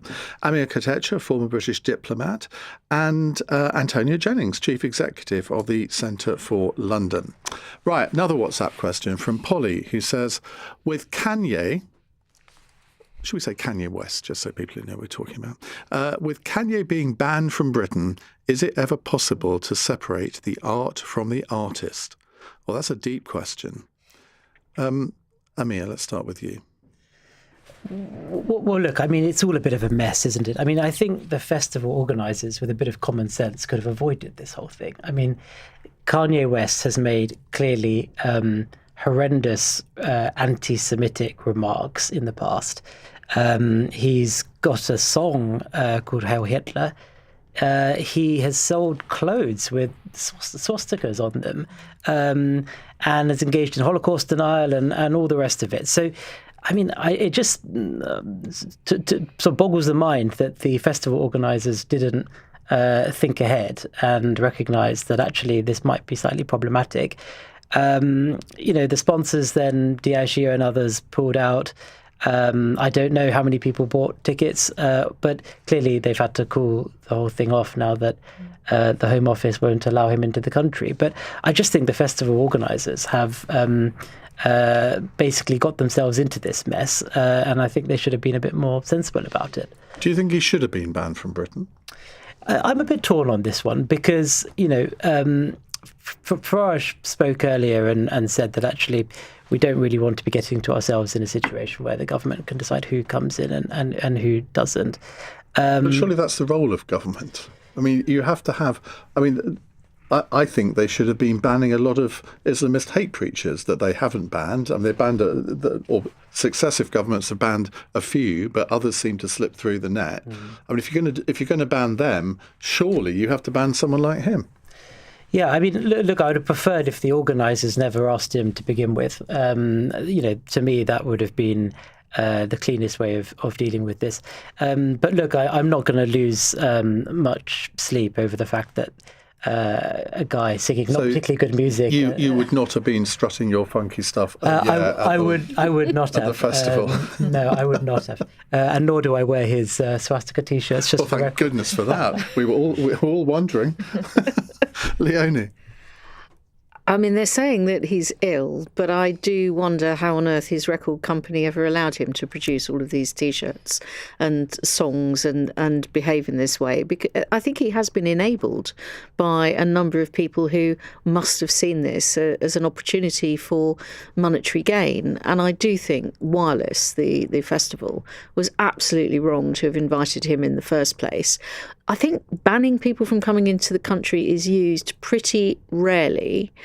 But I do think in the current set of circumstances that we find ourselves, which is that two people were very recently murdered at a synagogue in Manchester, and, there's been a lot of attacks on mosques and ambulances being set alight in Golders Green, I do think bringing somebody into the country who has gone out of their way, for whatever reason, illness or otherwise, to associate themselves with pretty extreme viewpoints, I think the government has made the right decision. We could probably argue whether or not other people should also be banned, whether more or less people should be banned. I think this one is the right call. Before our text screen goes mad, you did just say mosques rather than synagogues, but mosques have been attacked as well. I did say that because I think it's important always when talking about the rise in anti-Semitism to remember that there's also been an appalling rise in Islamophobia, and it's extremely difficult for people to live their lives at the moment in many cases because they're being picked on literally in the street. Antonia. Yeah, I agree with that. And I think it's worth noting that Wireless isn't just a private company. It's a major public event in London, which really shapes kind of who feels safe and welcome in the city. And London, as we all know, highly diverse city, very proud city to call kind of the world's communities homes. And also a city, as Leonie just mentioned, that has seen horrific racist, anti-Semitic, Islamophobic attacks rise in the past few months and years. I think there's an interesting point here as well around the fact that we know London's parks and London's councils are under real pressure at the moment. And I think that pressure is raising very fair questions about how we're using our public assets and kind of who's benefiting from them. But the reality and, what it comes down to ultimately is when someone with a record of anti-Semitic remarks is given that stage, it's not just entertainment. It risks kind of normalising harmful ideas in a shared space. So in my mind, that's why correctly there has been public backlash, there's been sponsors pulling out, and ultimately government intervention. Okay, Karen? Oh, there's two aspects here. One is the art from the artist. Pink Floyd. I'm a great fan of Pink Floyd. One of the members of Pink Floyd says a lot of things that I completely disagree with and I find I don't like at all, does that stop me from listening to Pink Floyd and appreciating their phenomenal talent? It doesn't. But here, you're talking about an individual. Just this morning, we had the organizer of that festival trying to defend him and saying, oh, he's apologized, oh, he's got a mental health issue. Well, if it was a one-off, it's still, I think, unacceptable. But this chap has done it time and again. He's apologized before, and making these horrific statements, songs, T-shirts, in a time when anti-Semitism is going out of control. It is completely unacceptable, the level to which anti-Semitism has now got to here in the UK. The attacks on the ambulances Leonie spoke about, the people being murdered at synagogues. This has to stop. And even thinking of allowing somebody like this to spread hate and saying, oh, I've apologized. No way. The government has made the right decision here, and he should not have been allowed to come into the country, let alone perform at a concert. Right, Barry has a very good question. Why are shops okay with thieves stealing stuff from them? Now, Waitrose has come under fire for sacking shop assistant Walker Smith after he stopped a shoplifter who had ransacked a display of chocolate Easter bunnies at the store he worked at in southwest London. Mr Smith has now been offered a job by Iceland boss Lord Richard Walker, while Waitrose has said that it never wants to be in a position where we're notifying families of a tragedy because someone tried to stop a theft, adding that nothing it sells is worth risking lives for. Whereas what they should be saying is, thank you very much, Mr Smith. You can have your job back because you're an absolute hero. Leonie. I think that there's a wider issue just than shops. I should say that the London Assembly passed a motion calling on the government to introduce specific legislation to make it a specific crime to attack shop workers. But it's not just shop workers who are being attacked. It's also people being attacked in doctors' surgeries. It's people being attacked in all walks of life. In ambulances. And people setting light to ambulances, as we were just saying. So I'm teachers. A huge problem with teachers being attacked in schools.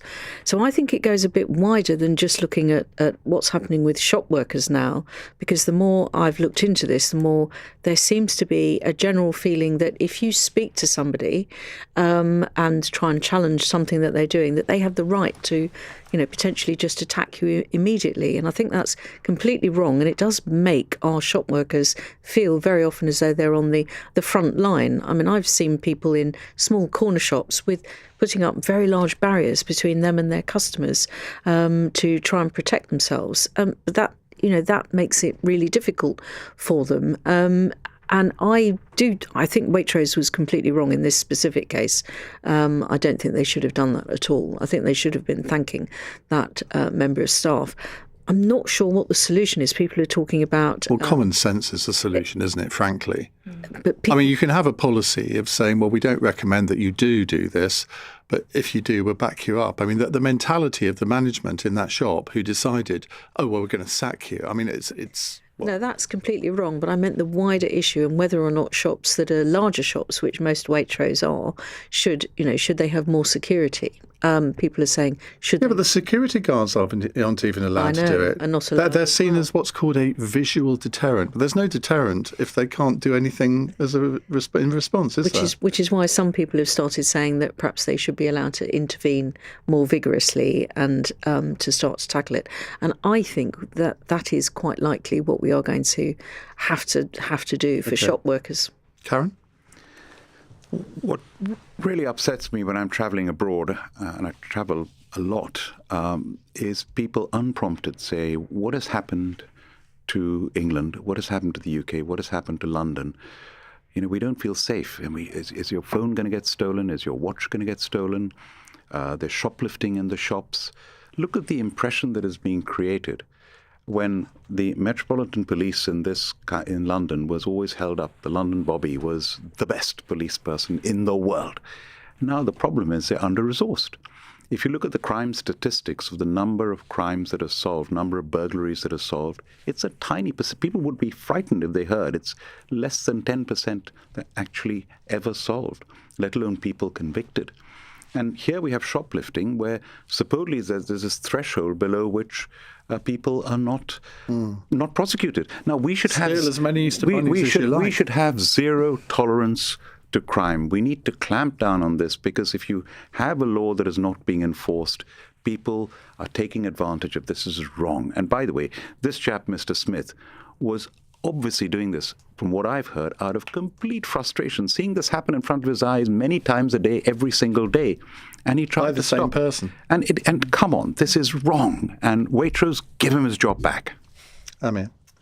Yeah, this story really made my blood boil. So, look, I think it's disgraceful the way this guy was treated. And good on Iceland, who I think have now offered him a job.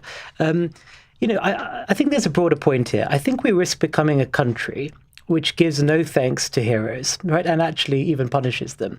Because this is not an isolated incident. I mean, there was that story you may remember of the bus driver. It was a Metroline bus. Yep. And he went after someone who was trying to steal a necklace of one of his passengers, ran after them. I think punches were exchanged, and he restrained the person for half an hour. He lost his job, sacked for gross misconduct. It's a slightly different example, but you may also remember those do-gooders scrubbing graffiti off the tube carriages. And the TfL chief suggested that they'd caused the graffiti themselves and smeared them in that way. So, we risk becoming a country where the people that do have the gumption and the sense of personal responsibility to do the right thing are punished. And as you said, everyone understands why Waitrose has a policy saying do not confront these people, because they don't want to find a member of their staff, getting injured or even stabbed. But when someone does do it, you don't need to fire them. You can, I would personally say they should be getting a bonus, but, you can have a quiet word with them without firing the guy. Antonia. I agree with, most of what's being said, but I just would raise the profile of the fact that a lot of people shoplift out of desperation. We are seeing increasing pressures from the cost of living crisis, of course, and, just here in London, 1 in 3 kids in poverty, half of families in temporary accommodation in the capital, 1 in 4 Londoners in poverty after housing costs. The list goes on. I live in Tower Hamlets, and the most shoplifted item in Tower Hamlets is Calpol. And I think that's a really sad indictment of where we're at. So, of course, we do need more community policing. We do need to clamp down on antisocial behaviour, but we also need to recognise that the drivers of crime and the drivers of shoplifting, and unfortunately, increasingly, that is desperation. I think you're letting them off lightly, actually. The driver of a lot of shoplifting, yes, some of it, I'm sure, is down to the circumstances that you're saying, but a lot of it is just pure evil. People stealing because they can, and it's materialism. Absolutely, and that needs to where that is the case, that needs to be addressed. But that's not sidestepping from the fact that a lot of people are doing it out of desperation. As I said, number 1 item in Tower Hamlets is Calpol. Okay. Right, more of your questions to come, including our fun question at the end of the programme, which Amir and Antonia and everyone are really looking forward to. It's 8:49. This is LBC. Tony, what do you want to tell me? Good morning. Scott has called from Glasgow. Hi, Scott. Jane's in Camden first. Hi, Jane. Households will benefit from £150 off of their energy bills, with a price cap giving households certainty on their bills until July. Hear every side of the story. It feels like far too much of a luxury now to heat house. Dharma is going to have to get involved. I'm at the petrol station and it's just cost me nearly £100 to fill up half. I'm almost in my 40s and I haven't ever had a break in war, in any of these living costs. Listen on our free Global Player app or the LBC app. LBC, leading Britain's conversation. Searching for a holiday? Here's an idea. Don't type cheap flights to wherever into your browser. You know you do it. Search Kayak instead. Let us do the finding for you. All the great flight deals from hundreds of travel sites, all in one place. Go on, do it! Do it! Listen to the waves. They're calling your name. Not literally, obviously, unless your name is... Kayak. Kayak! You're thinking about it, aren't you? Search Kayak and go see for yourself. Listeners, we interrupt the airwaves to share an incredible discovery. The reason why Britain hasn't been so great of late is because the country hasn't been eating enough Weetabix. We must get to work in rebuilding Great Britain, Bix by Bix. by delivering Weetabix to whoever plans the traffic diversions, to delivery drivers who can't seem to find your house, and people who don't stack the dishwasher properly. To Britain, we must say, have you had your Weetabix? Next. Hi, just these, thanks. Do you do cashback? Just need to check you're not a robot first. New security policy. Okay. How many traffic lights can you see out the window? 2? No, that's wrong. Right, well, obviously I'm not a robot. That's what a robot would say. What a load of malarkey. Smarty keeps things simple, like 80 gigabytes for £10. And on a rolling monthly SIM plan, you're free to leave any time. Less malarkey, more Smarty. Search Smarty Mobile. It's like a jungle sometimes. It makes me wonder how I keep from going under. Get that Toyota electric feeling with the all-new, all-electric Toyota Urban Cruiser. Available with 0% APR representative and £1,500 deposit contribution. And save £1,500 with the Toyota Electrified Saving. Visit your nearest Toyota centre. Price from $29995. Available on Toyota PCP when financed through Toyota Financial Services by 30th of June 2026. Optional final payment. Indemnities may be required. See website conditions apply. Cross Question with Iain Dale on LBC. Right, 8:51 is the time. Karen Billamoria, Leonie Cooper, Amir Katecha and Antonia Jennings with us answering your questions. Joe in Leeds is on the phone. Hello, Joe. Oh, thank you, Ian, for taking my call, and thank you, panel. I just wanted to say, myself, as somebody from a white working class ethnic minority background, many years ago, one of the best decisions I ever made was to go to Birmingham University, and I just wanted to thank Lord Billamory for being Chancellor of that university and maintaining its reputation. But my main question is, what can we do to ensure that we encourage and promote a positive societal entrepreneurial society to ensure that we generate wealth? And what can Labour as a party, and it's rare that we have a Labour government, it is rare, I think the Home Secretary pointed this out, what can we do to ensure that they have a part in owning this, to ensure that we generate wealth, IR35 reform, small business setup, Okay. maintaining it. Thank you. All right, thank you very much. Now, did I understand that you didn't hear that, Leonie? Well, it's basically, how do we get away from state dependency and see more entrepreneurialism in this country? I hope that sums it up, Joe. Karen. Firstly, thank you so much for your kind words about Birmingham University. My proudest time of my career was for 10 years, the maximum 10-year term of being Chancellor of the University of Birmingham, one of the top 100 in the world. But with your question about entrepreneurship, I tell you this country has come a long way, and I think we need to give credit where it's due. In the 1980s, sick man of Europe, entrepreneurship was looked down upon. And since then, whether you like it or not, Margaret Thatcher started it in championing entrepreneurship, and now every single government, regardless of political party, is championing entrepreneurship. Including this one? The problem is you can only champion entrepreneurship. You can say you do it, and we do, by the way, generate lots of billion-dollar unicorn companies. We're very good at it now. We're seen as a center of entrepreneurship. But what is hampering it now is you can't grow an economy, let alone encourage entrepreneurship, when you keep putting up taxes. And taxes are at their highest level in 80 years. You cannot do that without having more efficiency in public services. You can grow an economy by lowering taxes, encouraging entrepreneurship, not lowering the entrepreneur relief, which used to be £10 million, has now been taken down to £1 million, putting capital gains tax up. You've got to encourage wealth creation, which in turn creates the jobs where the tax is paid, which then pays for the public services. And entrepreneurship is at the heart of getting that flywheel moving. Antonia.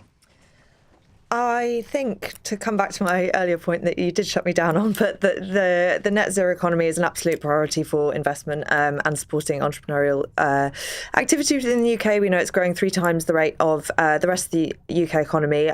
But also, a couple of other things that I think the government has at its disposal that, perhaps aren't being maximised at the moment would include a proper apprenticeship offer. We've got such a mismatch at the moment between the skills and talent needed in engineering, in construction, in life sciences, and the educational routes to get to those opportunities. So I think that's a real area that needs some focus. On top of that, despite kind of a lot of the business news focusing on the larger companies in this country, most people work in an SME in the UK, and SME support is absolutely critical to supporting that entrepreneurial spirit that the UK really needs. And the government can do a huge number of things for SMEs. I obviously mentioned apprenticeships, but it can also use its public contracts, public procurement to better support the local economy.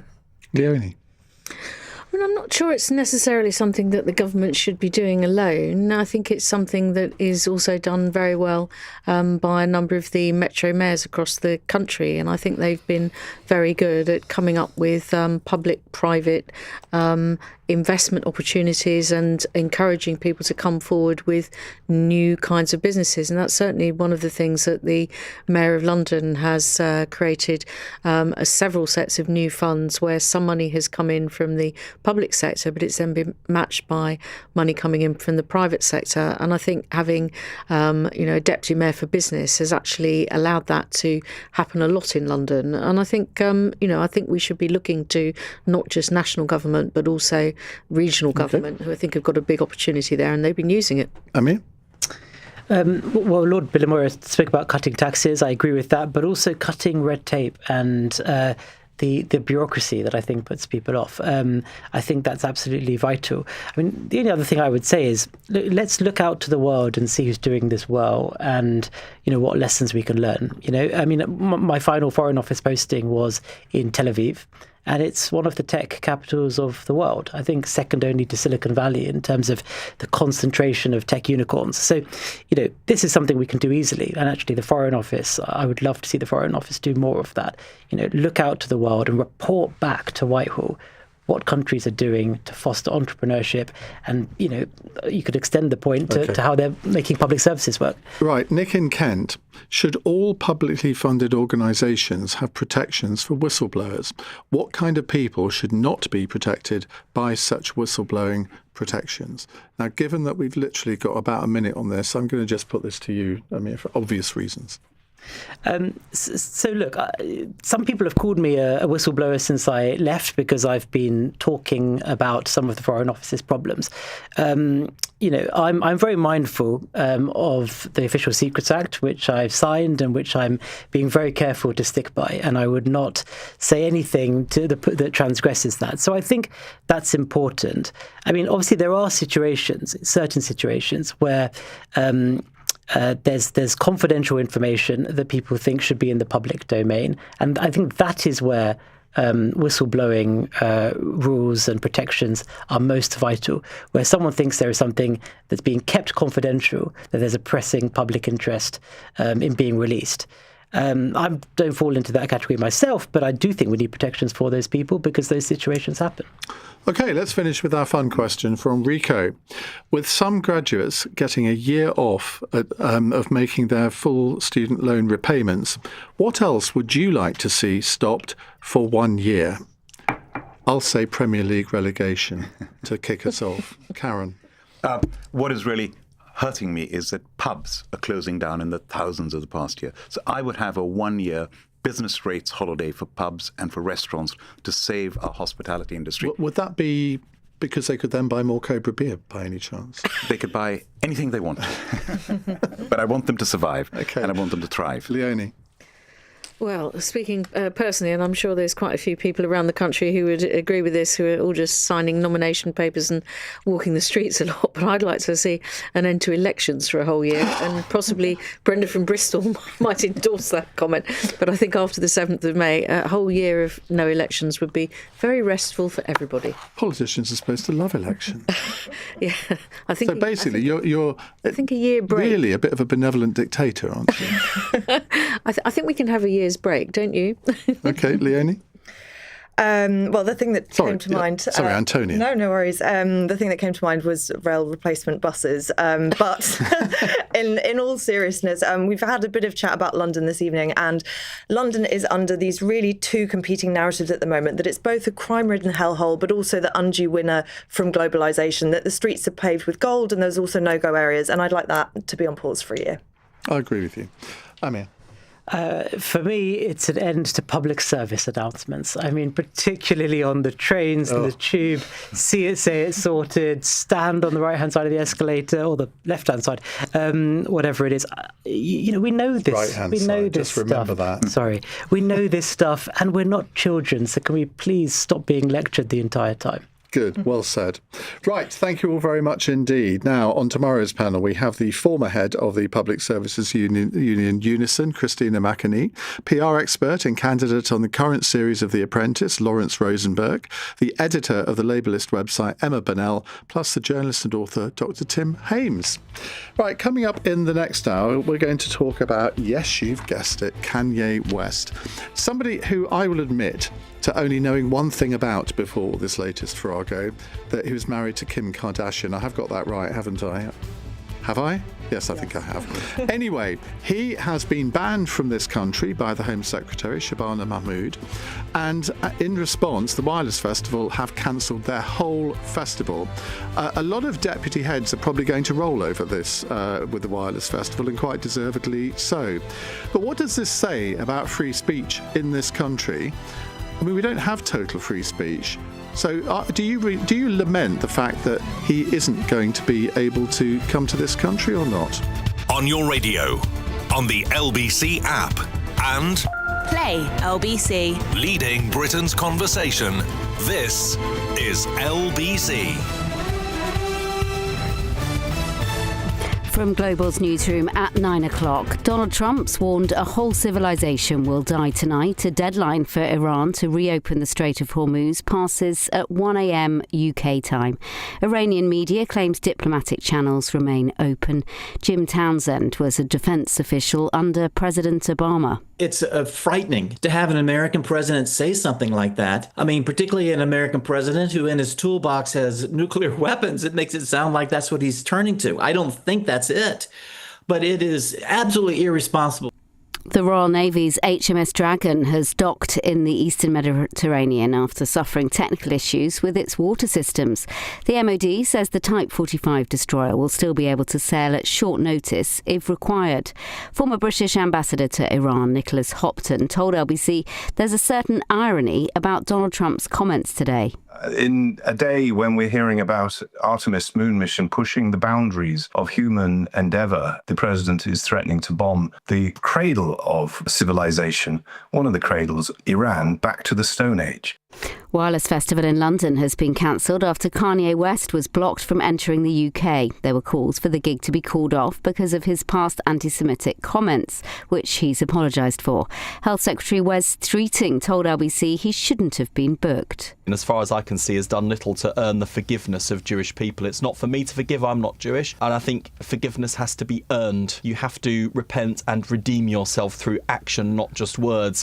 The government is going to put a cap on interest rates on Plan 2 and 3 student loans at 6%. It's a temporary measure from the government, who say they want to protect graduates from further inflation. Astronauts on board the International Space Station and the Artemis 2 crew have been joking about eating the same space food, mango salad. The two teams have chatted as the moon mission nears its end. It's been the UK's warmest day of the year so far, with the top temperatures recorded in Wales. It hit 24.8 degrees Celsius on Anglesey, beating the Met Office record for the 7th of April. It'll be even hotter tomorrow, with central and southeast England potentially rising to 26 degrees. In the city, the FTSE 100 closed down 88 points at 10,349. The pound buys $1.32 and €1.15. LBC weather. Rain continuing in some parts of Scotland tonight, otherwise dry with clear spells and fog in the south. A low of 6 degrees. Plenty of warm sunshine across England and Wales tomorrow. Some cloud but dry in Northern Ireland and Scotland. A high of 25 degrees. From Global's newsroom for LBC, I'm Daisy Steele. This is LBC from Global, leading Britain's conversation with Iain Dale.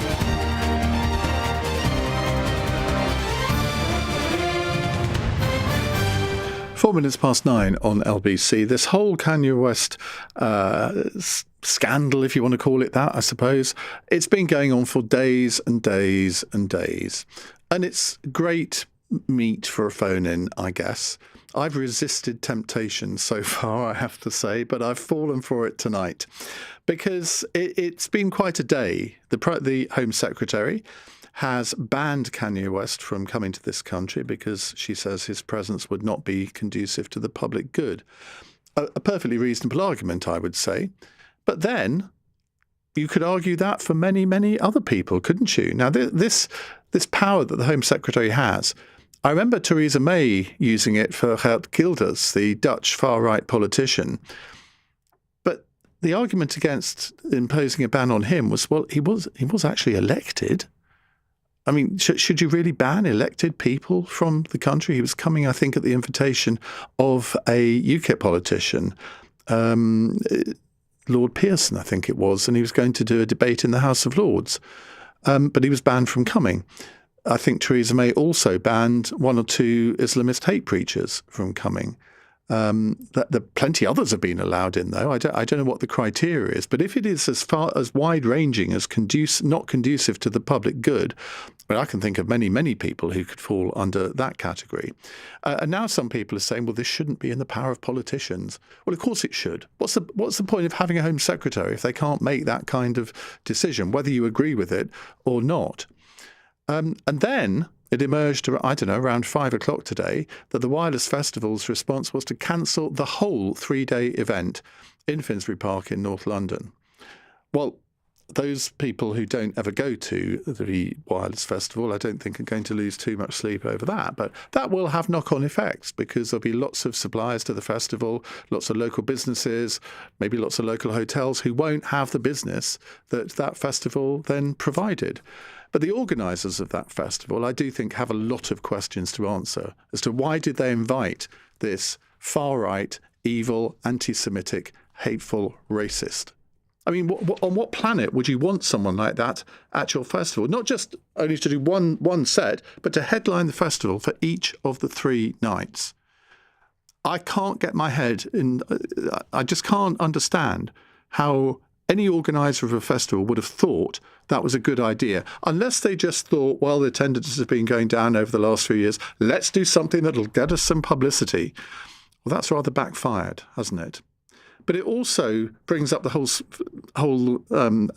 subject of free speech, because most people in this country, I think, do believe in the whole concept of free speech.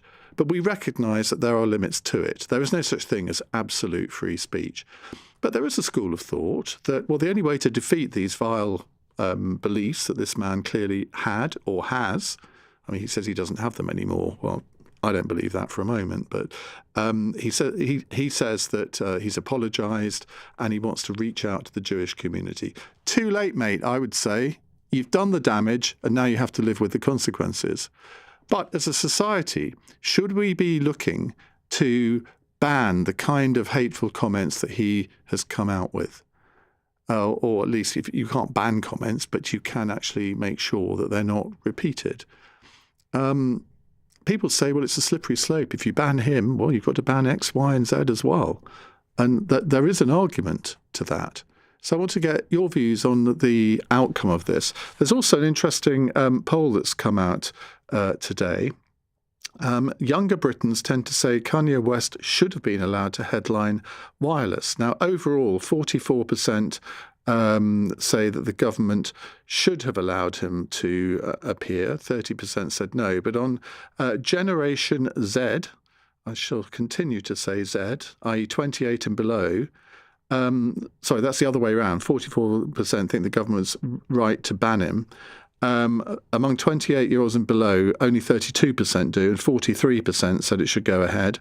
Millennials, and then it gradually goes up through the generations, and if you're over 75, 62% agree with the ban, and only 14% don't. So, I mean, that's interesting, but I wonder whether you think that the government has gone over the top here in banning him from the country. 0345 6060 973. Ella Whelan joins us, columnist for the Daily Telegraph, who's argued against the ban in her article in the newspaper today. Ella, very good evening. Take us through the logic of what you're saying in the Telegraph.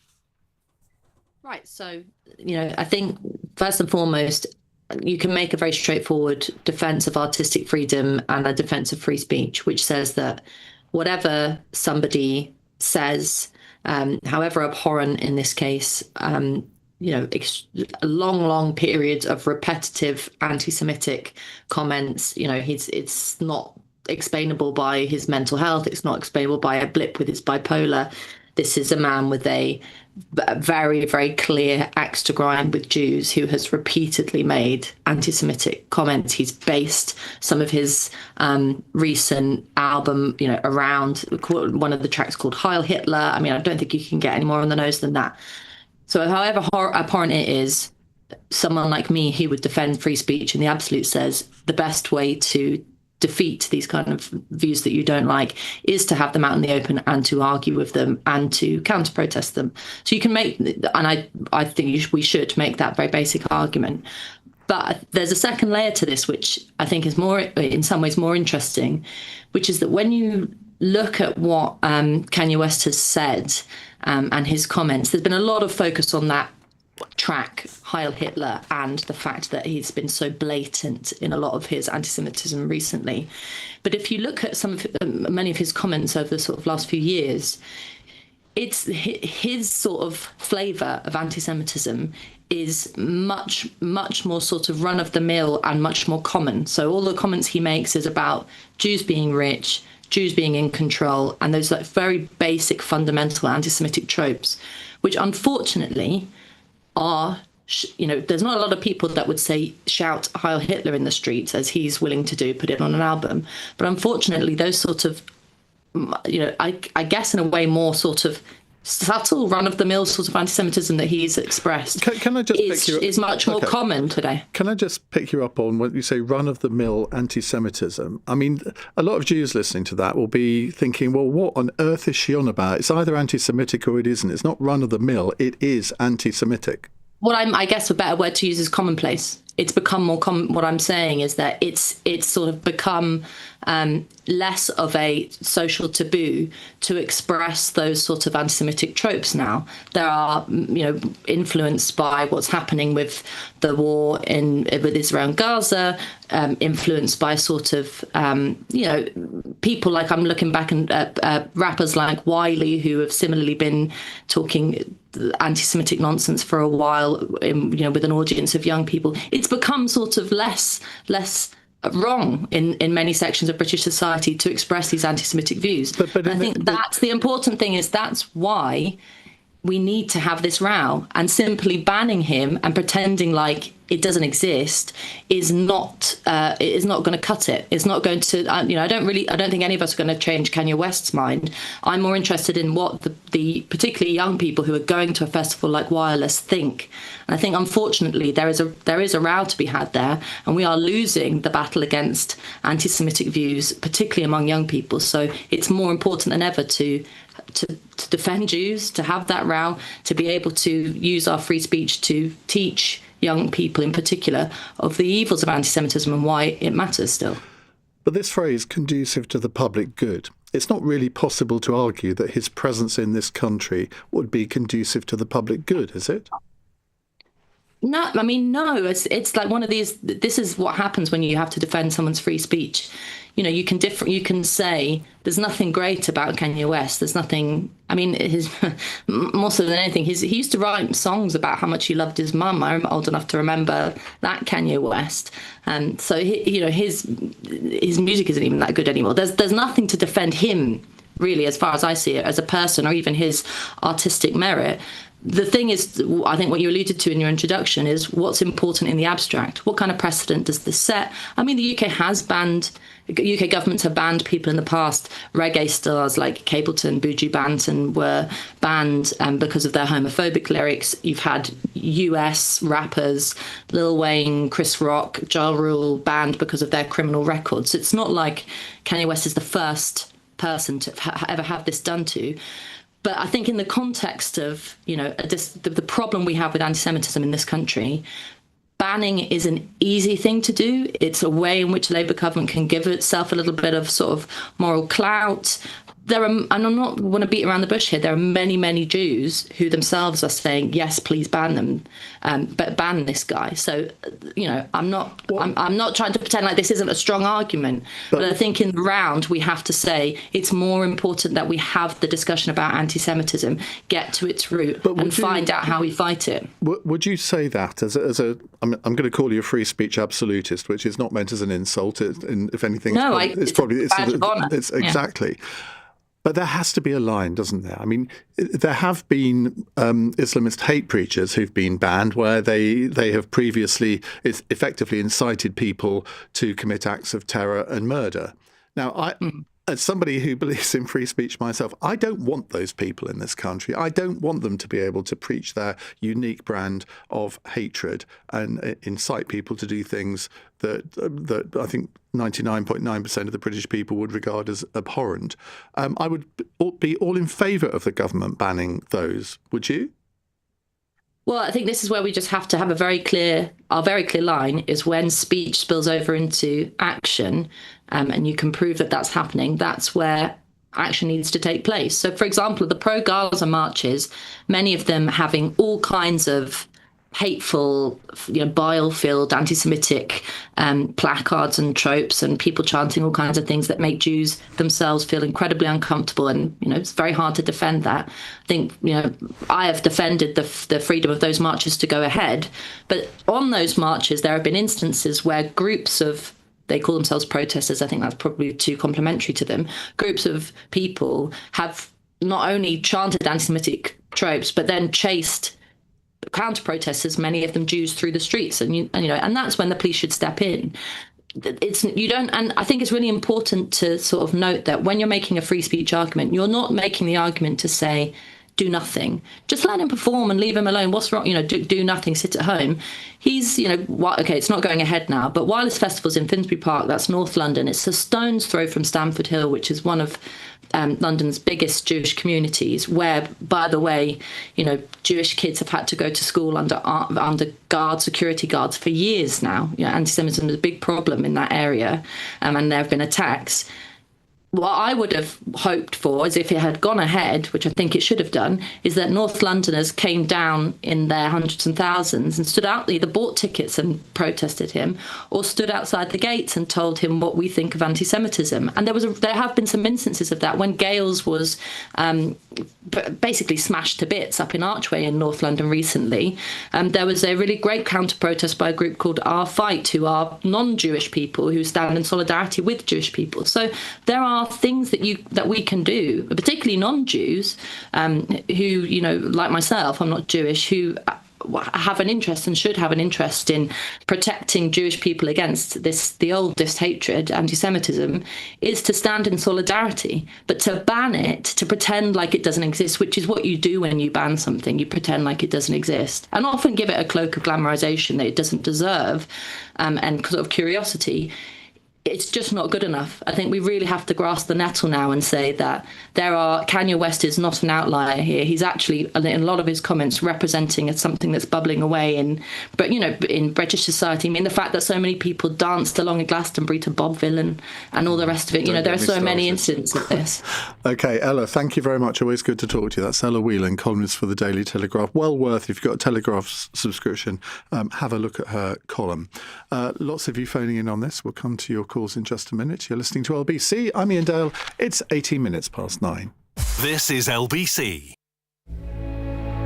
Close your eyes. Take a deep breath.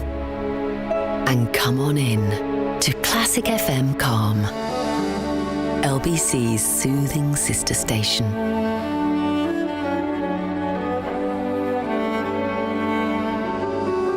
Find peace in the music with Classic FM Calm. Listen on Global Player or ask your smart speaker to play Classic FM Calm. Amazon offers term time working to their employees, like Anton, who's home to look after his daughters during their holidays. Hello? To him, this is the best sound in the world. Actually, maybe that's the best sound of all. Now that's term time working, offered at Amazon. 10 weeks off guaranteed per year. Mix of paid holiday and unpaid time off. Conditions apply. You know what you're getting with a wedding. Wedding hats. A baby in a waistcoat crying throughout the vows. Themed tables. Awkward best man speech. The plus one. Hello. People dancing in a circle. Ruined rental suit. Sometimes in life you just know what you're getting. Like a luxury bed and a great night's sleep. You know what you're getting with Premier Inn. Switching to Vodafone full fibre broadband is now as easy as pie. Oh, freshly baked. It's a walk in the park. Hello, little fella. It's like taking candy from a baby. Come on, as if I'd do that. With One Touch Switch, it's easy. We sort everything out for you. We even contact your current provider. Plus, we'll help towards leaving fees.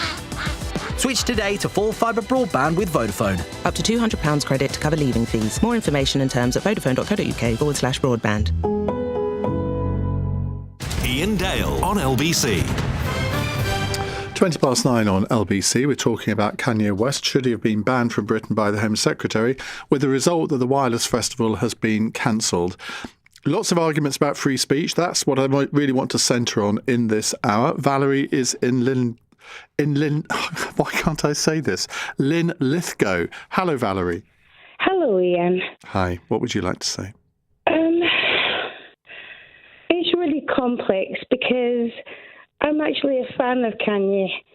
And I would have bought a ticket to go and see him at Wireless because, not because of his views, but see, it's a lot deeper than people think, because you're going to hate me for saying this, but a lot of the media and music companies are owned by Jewish companies.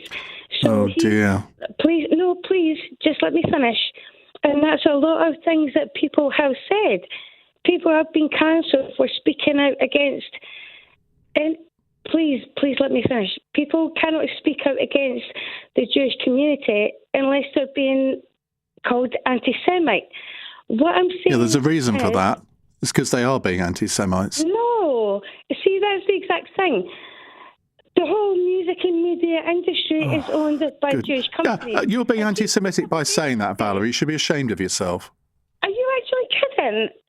No, I'm not kidding. I'm being absolutely serious. So I'm anti-Semite because you bought into the trope that the whole of the whole of the media and music industry is owned by Jews, and therefore they have some sort of control. That is being anti-Semitic. 100% control. They have 100% control. End of call. I mean, people like that make me sick. Never listen to my programme again, Valerie. You are a disgusting individual. Let's move on to Max in Camden. Hello, Max. Hi, and well, calm and relaxed and cool. Firstly, I really admire your contribution. You do so many things, so it's great to speak to you. Well, thank you.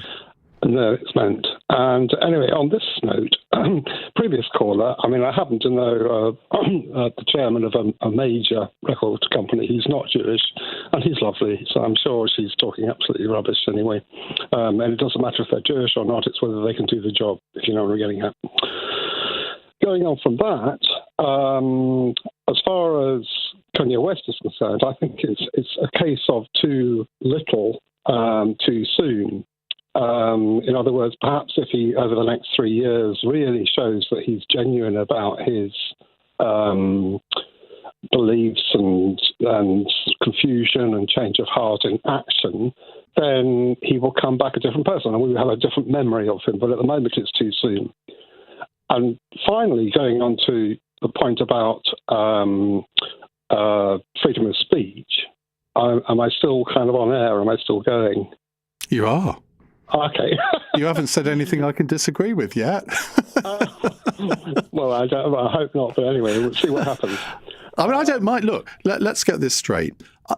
I welcome my views being challenged. I like to have a good debate. But what I will not tolerate are despicable idiots that are going to mouth these anti-Semitic tropes, and they think they can come on the radio and get away with it. Well, they're not coming on this programme and getting away with it. I will challenge them. Absolutely right. I think from her point of view, it's totally subjective and personal, and therefore because she thinks she does know Kanye West. So she was just kind of sticking up for him in a completely unthought out way. So let's move on from her if we can. And that is that as far as freedom of speech is concerned, it's so difficult, isn't it, when to have a moral compass, a wide moral compass, and know where that ends in terms of freedom of speech. And maybe, I don't know, I think, just thinking about it from your program and this conversation, it's a question of you have to treat each case on its own merits for a start, because if you have a blanket thing, that's when it becomes kind of blurred because each case is different. Yeah. So treat each case, but I think the red line is perhaps when that the event or the speech is actually potentially causing harm to other human beings and inciting harm to other human beings. Like the lady, do you remember the lady, which I thought, you spit nails sometimes, I spat nails totally, when that lady who after the shooting about in the school where she falsely said that they should burn down the refugee hotels. I mean, that is where you have to say, no, that's wrong. And she should have gone to jail, I think, definitely. Well, I don't agree with that. I don't think she should have gone to jail. I thought that was a ridiculous punishment. I mean, she apologised for the remarks quite quickly. It was done in the heat of the moment. And if you think about what people aren't sent to jail for, I really... okay, point taken. Yeah. Okay, Max? Yeah. Anything else? Well, no, but I think, that's the way it should go forward. That's my point simply on the freedom of speech, that people should treat each case on its own merit and accept the fact that some things have to be stopped for the safety of other people. Okay, thank you very much indeed, Max. Matthew is in Camden.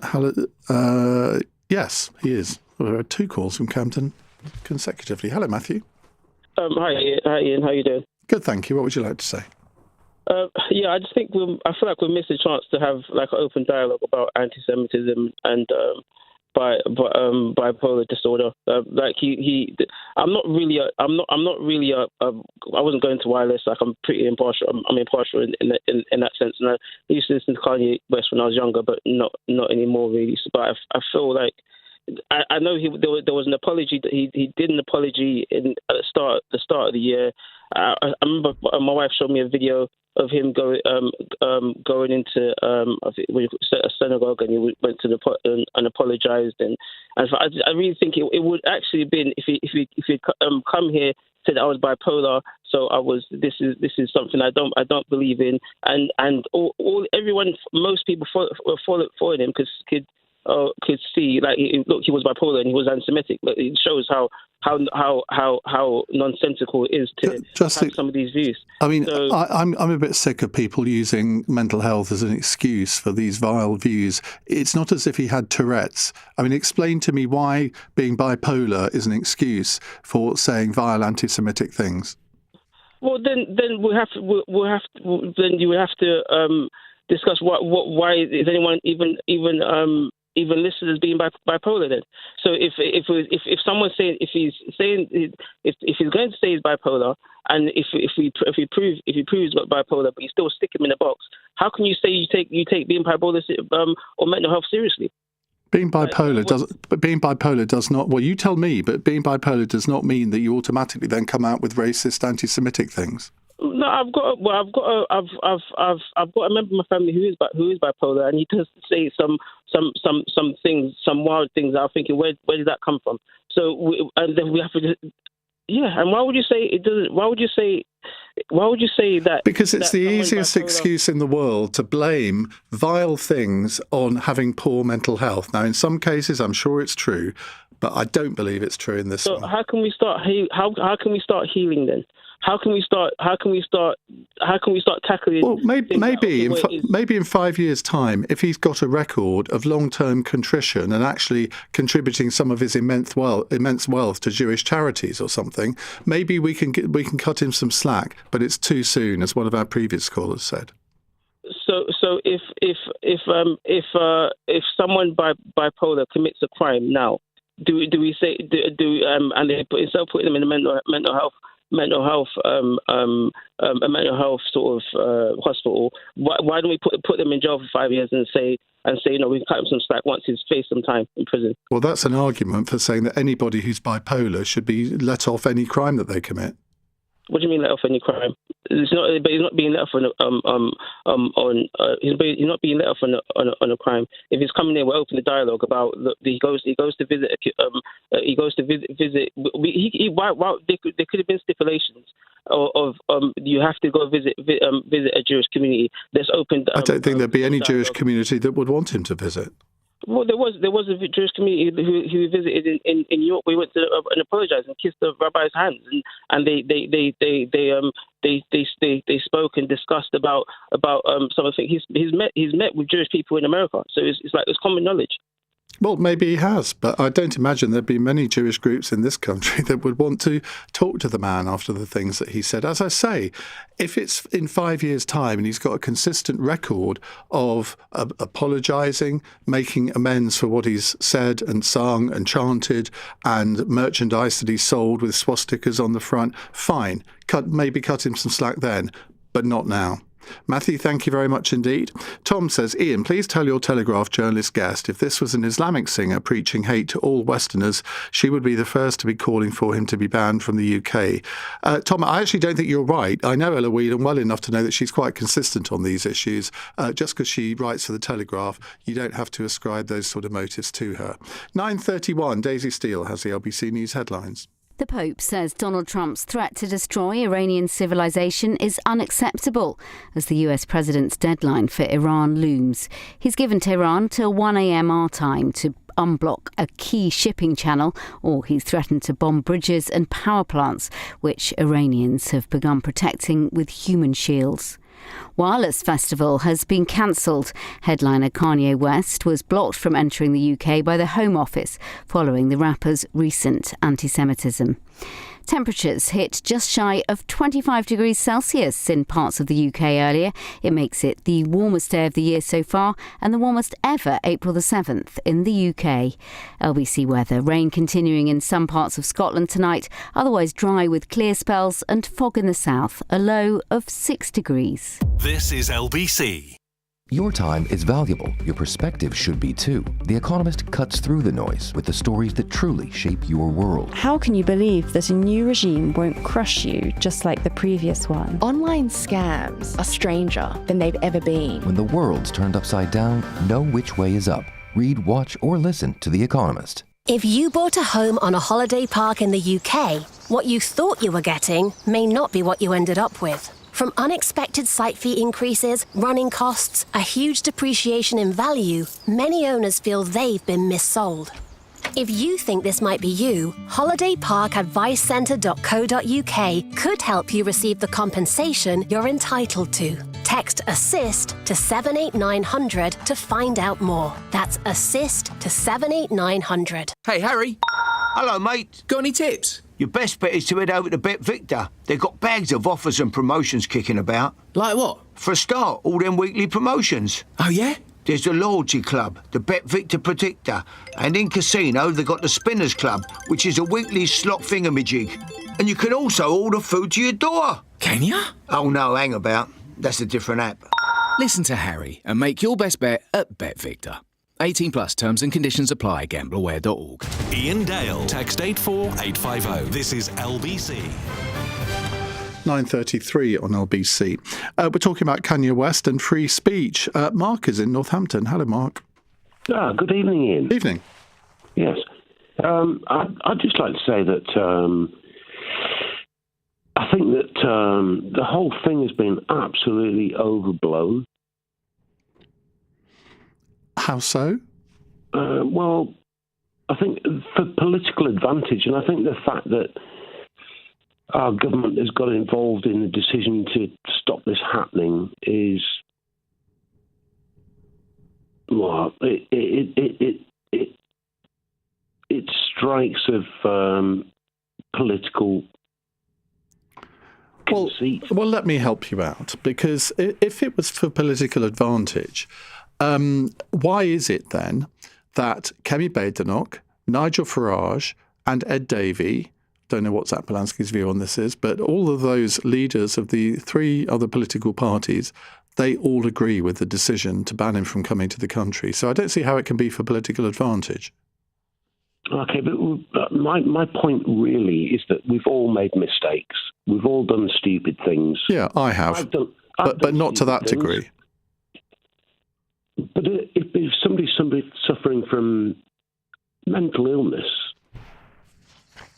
By the way, I've just told an untruth. Apparently, Nigel Farage doesn't agree. I'm just trying to find the piece in the article, but I can't find the quote at the moment. But anyway, he doesn't agree that this should have been banned. So I got that wrong. Apologies. Okay, right. But point being is level of forgiveness. We've all done stupid things. I know you've done stupid things in Brighton on the seafront with the pensioner. I know. I've done stupid things involving, usually speeding and... I've done that too. Offenses. Yeah.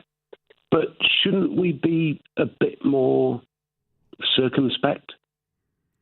Yes, but anything that you've done or I've done would not merit us being banned from a country. I think if you or I were guilty of saying the things and supporting the causes that he has, I think there is. Look, if the law says that the Home Secretary can ban people from this country for not being conducive to the public good, I think she's got every right to implement that. I mean, you might not agree with the law. Well, in that case, argue for it not to exist. I disagree, but is that the end of the conversation? Well, how is it to the public good to allow him into the country? Well, he's got mental health issues, and I think we have to understand that. And I think as a country, we don't understand mental health issues enough. Well, look, I yield to no one in my sympathy for people with mental health problems, and I've done lots of phone-ins on it, and I'm very compassionate to people in that situation. I don't believe that should excuse what he has said and done. And I mean, you can call me callous, you can call me whatever you like for that, but these remarks are inexcusable. He's never said, "Oh, I've got Tourette's, so I sort of come out with these things voluntarily." So I'm sorry, I don't buy it. Mark, thank you very much indeed. Let's go to Alex in Cannock. Alex, hi. Hi. Really just picking up on the thread of this caller and maybe a couple of callers. We had a gentleman on. I have experienced somebody with bipolar disorder and kind of observed their behaviour quite close up over a number of years. And I've observed that this person saying the most outrageous things that they would never say when being fully well, and almost to the extent of when they've kind of recovered from the episode, not even being able to remember some of the really outrageous things that they've said. And this wasn't him just saying things. He authorised merchandise with swastikas on the front. And he sang these songs with the lyrics "Heil Hitler" at concerts. This was not involuntary things that he was saying. But this is what I was coming to as well. As an artist, in order to be able to produce merchandise and to record songs that are that anti-Semitic, that egregiously offensive, there has to have been a team of people around him that supported him doing that. And I don't know if you read or watched the documentary on Netflix about Kanye West. No, I wouldn't waste my time. Him. Well, it's really interesting. Followed him for a number of years, from the very outset of his career up until relatively recently. And obviously, he's had these mental health issues in the more recent times. But there's a scene at the end of this 3-part documentary where Kanye is sitting around with these money men and lawyers. And he's clearly, to me, having observed somebody who suffers with bipolar disorder, he's clearly in the middle of an episode. He's ranting, he's raving, he's talking utter nonsense. And they're all sat around him and just laughing and acting as if nothing's wrong with him. And it's really, really kind of surreal that people would observe his behaviour, knowing that he's not well. But because he's a billionaire, people just kind of appease him and do whatever he says. And as long as they're taking their cut. A bit like Donald Trump. A bit like Donald Trump, yes. It's almost like they feel that he's too powerful to be able to say, what you're saying is the emperor's new clothes, that kind of they have facilitated him. That's what you're effectively saying. I think people around him have facilitated it. I'm not excusing what he said in any way, shape or form. I think it's disgusting. I think the fact that he was even able to get T-shirts with swastikas out on sale, I can't understand how that was allowed to happen. But I do think there's an asterisk there in terms of his mental health. And I think that probably needs to be more closely scrutinised. Well, as I say, if he spends the next 5 years sort of atoning for his comments, then I would cut him some slack and possibly allow him into the country. But I think, as I said to the previous caller, I just think it's now a little bit too soon. Thank you very much, Alex. Really good call. Rebecca is in Wandsworth. Hello, Rebecca. Oh, hello. Well, thank you for taking my call and challenging that other lady. Yes, I am overjoyed that he's been banned, Kanye West, from this country. That is not free speech. That is anti-Semitic hate crime. And we've had enough in this country of anti-Semitism that is rife. And I think it's a very good thing that he's been banned. I think he's outrageous. And as you said, I don't believe in mental health is the issue. Well, I mean, it could be. Neither of us can sit here and say for 100% certainty we know that for a fact, but I don't believe in this mental health lock. I think it's going too far, this bipolar. He's got enough brain cells to make enough money and to, he knew that the ceremony would be cancelled. And then they apologise. It's a bit too late. I think it's what he's been, Hitler and all this about Hitler, it's absolutely obscene. I mean, there are people who have gone through the Holocaust still alive, maybe, albeit they're very old, probably children. But anti-Semitism has been rife in this country. And I don't think really, I mean, look at I disagree with the pro-Palestinian marches. I think dreadful things have been said, anti-Semitic things. We want all Jews dead, and nothing has been really done. I don't think we actually have free speech in this country. When you can arrest somebody for using the wrong pronoun and then overlook something like this, which they haven't done, thankfully. Well, we largely do have free speech in this country, and when you compare us with other countries, I mean, just a random example, Iran. I mean, imagine if somebody in Iran did a similar thing and made comments about Islamic religious leaders in the way that he has about Jews. They certainly wouldn't have any truck with mental health. I mean, he would be beheaded and executed, wouldn't he? I think that's what we have to bear in mind when we talk about how we have no free speech in this country. Yes, there are things that I think that the law is mad to allow some people being arrested for relatively insignificant things, and then too often serious things don't get looked into because of political sensitivities or societal sensitivities. Rebecca, thank you. Let's go to Chandra in Newcastle. Hi, Chandra. Very good evening, Ian. Kanye West has done some really strange things, like walking away from Piers Morgan's interview, and while he may have mental health issues, it's not just him. There's a whole institution behind him.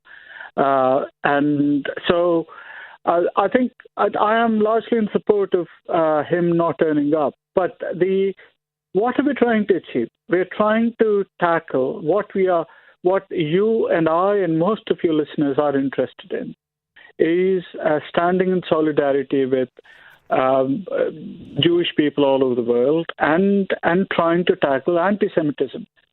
Stopping Kanye West from attending this event will not achieve tackling anti-Semitism. Unfortunately, it will do the opposite of it, because it will be people who have made up their minds will see this as another reason why they should sort of feed their hatred towards Jews, and this will give them another justification that people of Jewish faith have got control, have got handle over not just the whole of the cabinet, but even the prime minister. Well, that's a ridiculous accusation. Hang on. Let me counter it, and then you can come back. Shabana Mahmood is a Muslim. The Home Secretary is a Muslim. She is on record as being very critical of the Israeli government, and I don't see how you can accuse her of somehow being controlled by Jewish interests. No, I've not articulated myself properly. The point I was trying to make was that there will be some who already hold the belief that the UK government and Western governments are in the grasp of. Yeah, and they're never going to be dissuaded from that belief. No, but do we? But is it not? Is a bigger win not to try and change the minds of those who hold? Because you're not going to change their minds. All you do is appease them, and appeasement of these evil people never works. No, I'm not asking us to appease them. I'm not arguing against banning Kanye West. The point I'm making is that we are making something which is a smaller news item much larger than it needs to be. Well, I agree with that, and that's why I've held off talking about this for the last 5 days, because when you look at what's going on in the world today, there are bigger things to talk about, and you say, well, why are we talking about it today? Because hopefully we've reached the end of the road with it. But I will say this. I've never agreed with the journalist Carol Cadwallader on anything, but she made a point on Twitter today. She said, how on earth is it that the BBC are leading their news headlines with this story, given what's going on with Trump and Iran? I mean, it is ludicrous, absolutely ludicrous. Yes, and what muddles the whole issue is, hours ago, Benjamin Netanyahu and his cabinet have issued warning to Iranian people that they shouldn't be using public transport because trains and buses could be bombed tonight. Now, this is so messy. Absolutely. Well, it's not messy. Let me be clear. To issue that warning from the Israeli Prime Minister to Iranian people, I think is an absolute disgrace, if not worse. Because a war crime. That's what I was about to say. Because look, I have been arguing for a long time that Israel has a cause. But then it then keeps being undermined by the actions and statements of the Israeli government. And I'm not going to sit here and defend that statement, because I think it is an absolute disgrace. And you're right, it is potentially a war crime if they do that. Thank you. And Kanye West, this man, the extraordinary thing is, he will financially benefit from this saga, despite what has happened, just the way his notoriety will help him make more money. And it will not help us resolve anti-Semitism in the country. Instead, it will just make him richer. And it will also not help the issues around mental health, because this is, again, everybody has got physical health issues. Most of us have physical health issues. Similarly, most of us have emotional health issues or mental health issues. And unfortunately, incidents like these sort of do extraordinary damage to helping people who really have mental health problems. Yeah. This man, you're right on that, Chandra. I have to go because we're way over time for a break. But thank you very much for your call. You're listening to LBC. It's 9:49. Coming up at 10 on LBC, Ben Kentish. Just 3 hours to go until the deadline on Donald Trump's threat to end Iranian civilization expires. We'll bring you the very latest. Plus, was our government right to stop Kanye West coming to Britain? Ben Kentish at 10. Listen on our free Global Player app or the LBC app. With up to £3,000 every year towards career growth at Amazon, I started in the warehouse, knowing I could train in things like coding or robotics. It turns my job into a career. So it means I can be who I want to be, even if I haven't quite decided who that is yet. Amazon, opening doors with up to £3,000 every year towards career growth. Eligibility conditions about type and duration of employment apply. Next. Hi, just these, thanks. Do you do cashback? Just need to check you're not a robot first. New security policy. Okay. How many traffic lights can you see out the window? 2? No, that's wrong. Right, well, obviously I'm not a robot. That's what a robot would say. What a load of malarkey. Smarty keeps things simple, like 80 gigabytes for £10. And on a rolling monthly SIM plan, you're free to leave any time. Less malarkey, more Smarty. Search Smarty Mobile. Right then, who's all in for Cancer Research UK's Race for Life? Anglers, ramblers, climbers, five-a-siders, surfers, gamers, bikers, hang gliders. Book clubbers. Are we up for it? Let's go all in against cancer, all in to help fund life-saving research. Sign up now and save 50% off entry to your local 3K, 5K, 10K or Pretty Muddy event. Search Race for Life. Discount ends April 19th, 2026. T's and C's apply. Experience. It's knowing the difference between a good deal and, well, a great deal. That's why right now you can get a £250 gift card when you take out Saga Health Insurance. You get 24/7 GP access whenever you want it, and the freedom to choose your preferred private hospital with your own room should you need it. Search Saga Health Insurance for a quote today. Start a new policy before the 28th of May. New customers over 50 only. Terms and conditions apply. Iain Dale on LBC. 9:51 on LBC. Let's go to Dan, who's in Finchley. Hello, Dan. Hi, Ian. Thanks for taking the call. I wanted to say, so I understand the arguments around free speech. I think most Brits are proud that we live in a country with free speech, and that argument is possibly well intended by most people. But I think it's misplaced. I don't think, and your Telegraph speaker said this, the idea that we should challenge his views and challenge him in person, I love the idea, but I don't think this is the Oxford Union where we can have an open debate. I think it will be a parade with flags waving, and I think it encourages, to use her words, how commonplace this rhetoric and his narrative has become, and I don't think that is the place to allow it to happen. And there's a side point to this. I think there's something predictably political about all of it.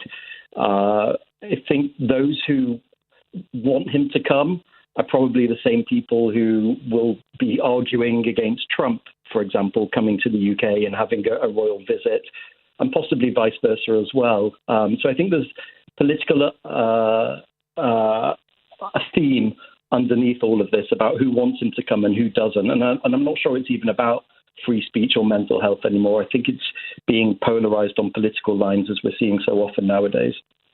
Well, I think that possibly is true. Dan, thank you for that. We're going to rattle through as many calls as we can between now and 10. Let's go to Katie in Watford. Hello, Katie. Hi, thank you. Good evening. A couple of things, really. Once, I think it is correct that he was banned from coming, but I think it's interesting that when the press release came out, they said that no one raised concerns when it was suggested that he would be headlining the event.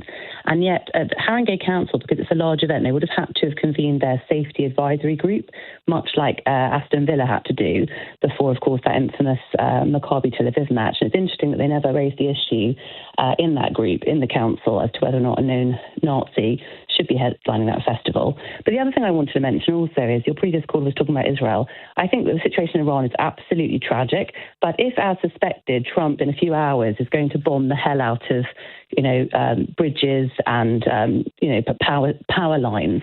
Would you rather that happens with civilians in the way, or Israel to issue a warning for civilians to get out of the way?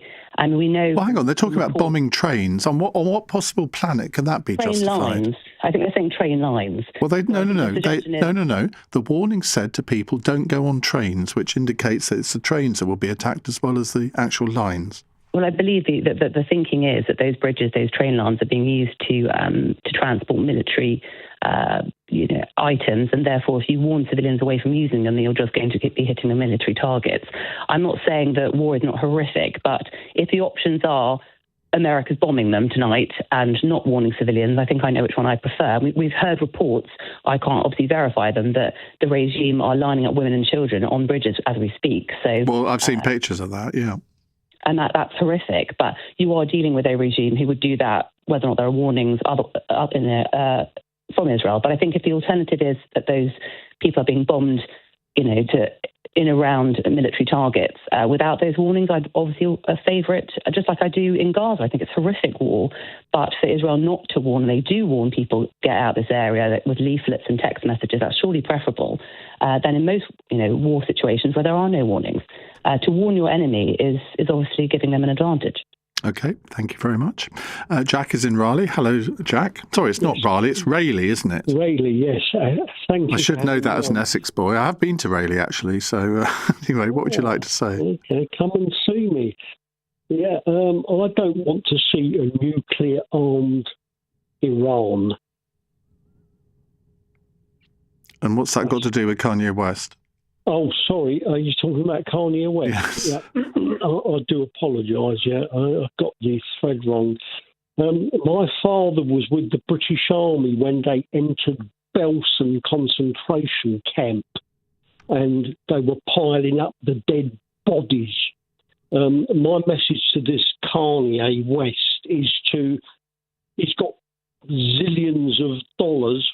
Take a trip to Auschwitz and see what the Nazis did to 1,100,000 of my people. Yes, I'm Jewish. And they were burned in the gas ovens. Take a trip there. And if that doesn't knock any sense into this Kanye West, whatever he calls himself, I don't know what else will. Because my father came back, along with other British Army soldiers, absolutely traumatised. Yeah. And there was absolutely no help, nothing for the British troops. They were just demobbed, discharged in 1944, 1945, and there was no support, nothing. That's my message to this bloke.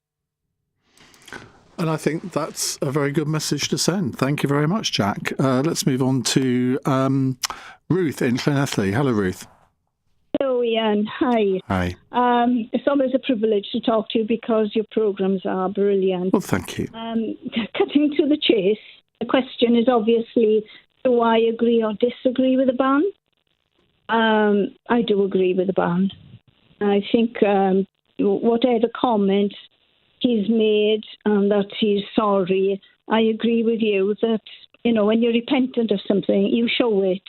And it would take him a few years to show that. Those anti-Semitic comments and everything that's happened is so grievous to Jewish people, I know. I'm not Jewish, but I strongly support Jewish people. And it's so hurtful for them to know about comments like that if our country doesn't show where we stand and where our support is. Yeah, and I just don't think the decision by the Home Secretary is designed to get political advantage. I think she had to make a decision, is this person conducive to the public good? And she decided not. And I think she was absolutely right to do so. And I say that as somebody who is an advocate of free speech, which some people say, oh, yeah, but you shut down that anti-Semitic caller, didn't you? Yeah, for exactly the same reason, that she's not conducive to public good on the radio. Well, thanks for all of your well, no, not all of your calls, most of your calls this evening, but not that one. I'll be back tomorrow from 7. If you missed any of this evening's show, you can listen back on our free Global Player app or the LBC app, where you can stay up to date with all the latest news, videos and opinion. And you can also download podcasts. And the latest, Where Politics Meets History, is now available for download with me and Tessa Dunlop. Coming up at 1 on LBC, it's Richard Spur. But right now, it's Ben Kentish. Ian, thank you very much indeed. Hello there. A very, very good evening this Tuesday night. Ben Kentish here with you on LBC. On the show. It's a shame that the government has had to step in and the Wireless Festival organisers did not do the decent thing themselves. We'll get the latest on Donald Trump's threat to end Iranian civilization. But first this evening, the government intervenes to ban Kanye West from coming to this country to headline the Wireless Festival that was due to take place in Finsbury Park this summer. It will no longer go ahead because Kanye West hasn't got permission to enter this country. Why? Because only this time last year he was declaring himself to be a Nazi who loved Adolf Hitler. So quite the right decision from the Home Secretary in my view. But what about you? Was the decision to ban Kanye West justified, or has the government overstepped the mark? On your radio, on the LBC app, and Play LBC. leading Britain's conversation. This is LBC. From Global's newsroom at 10 o'clock, Pakistan has urged Donald Trump to extend his deadline on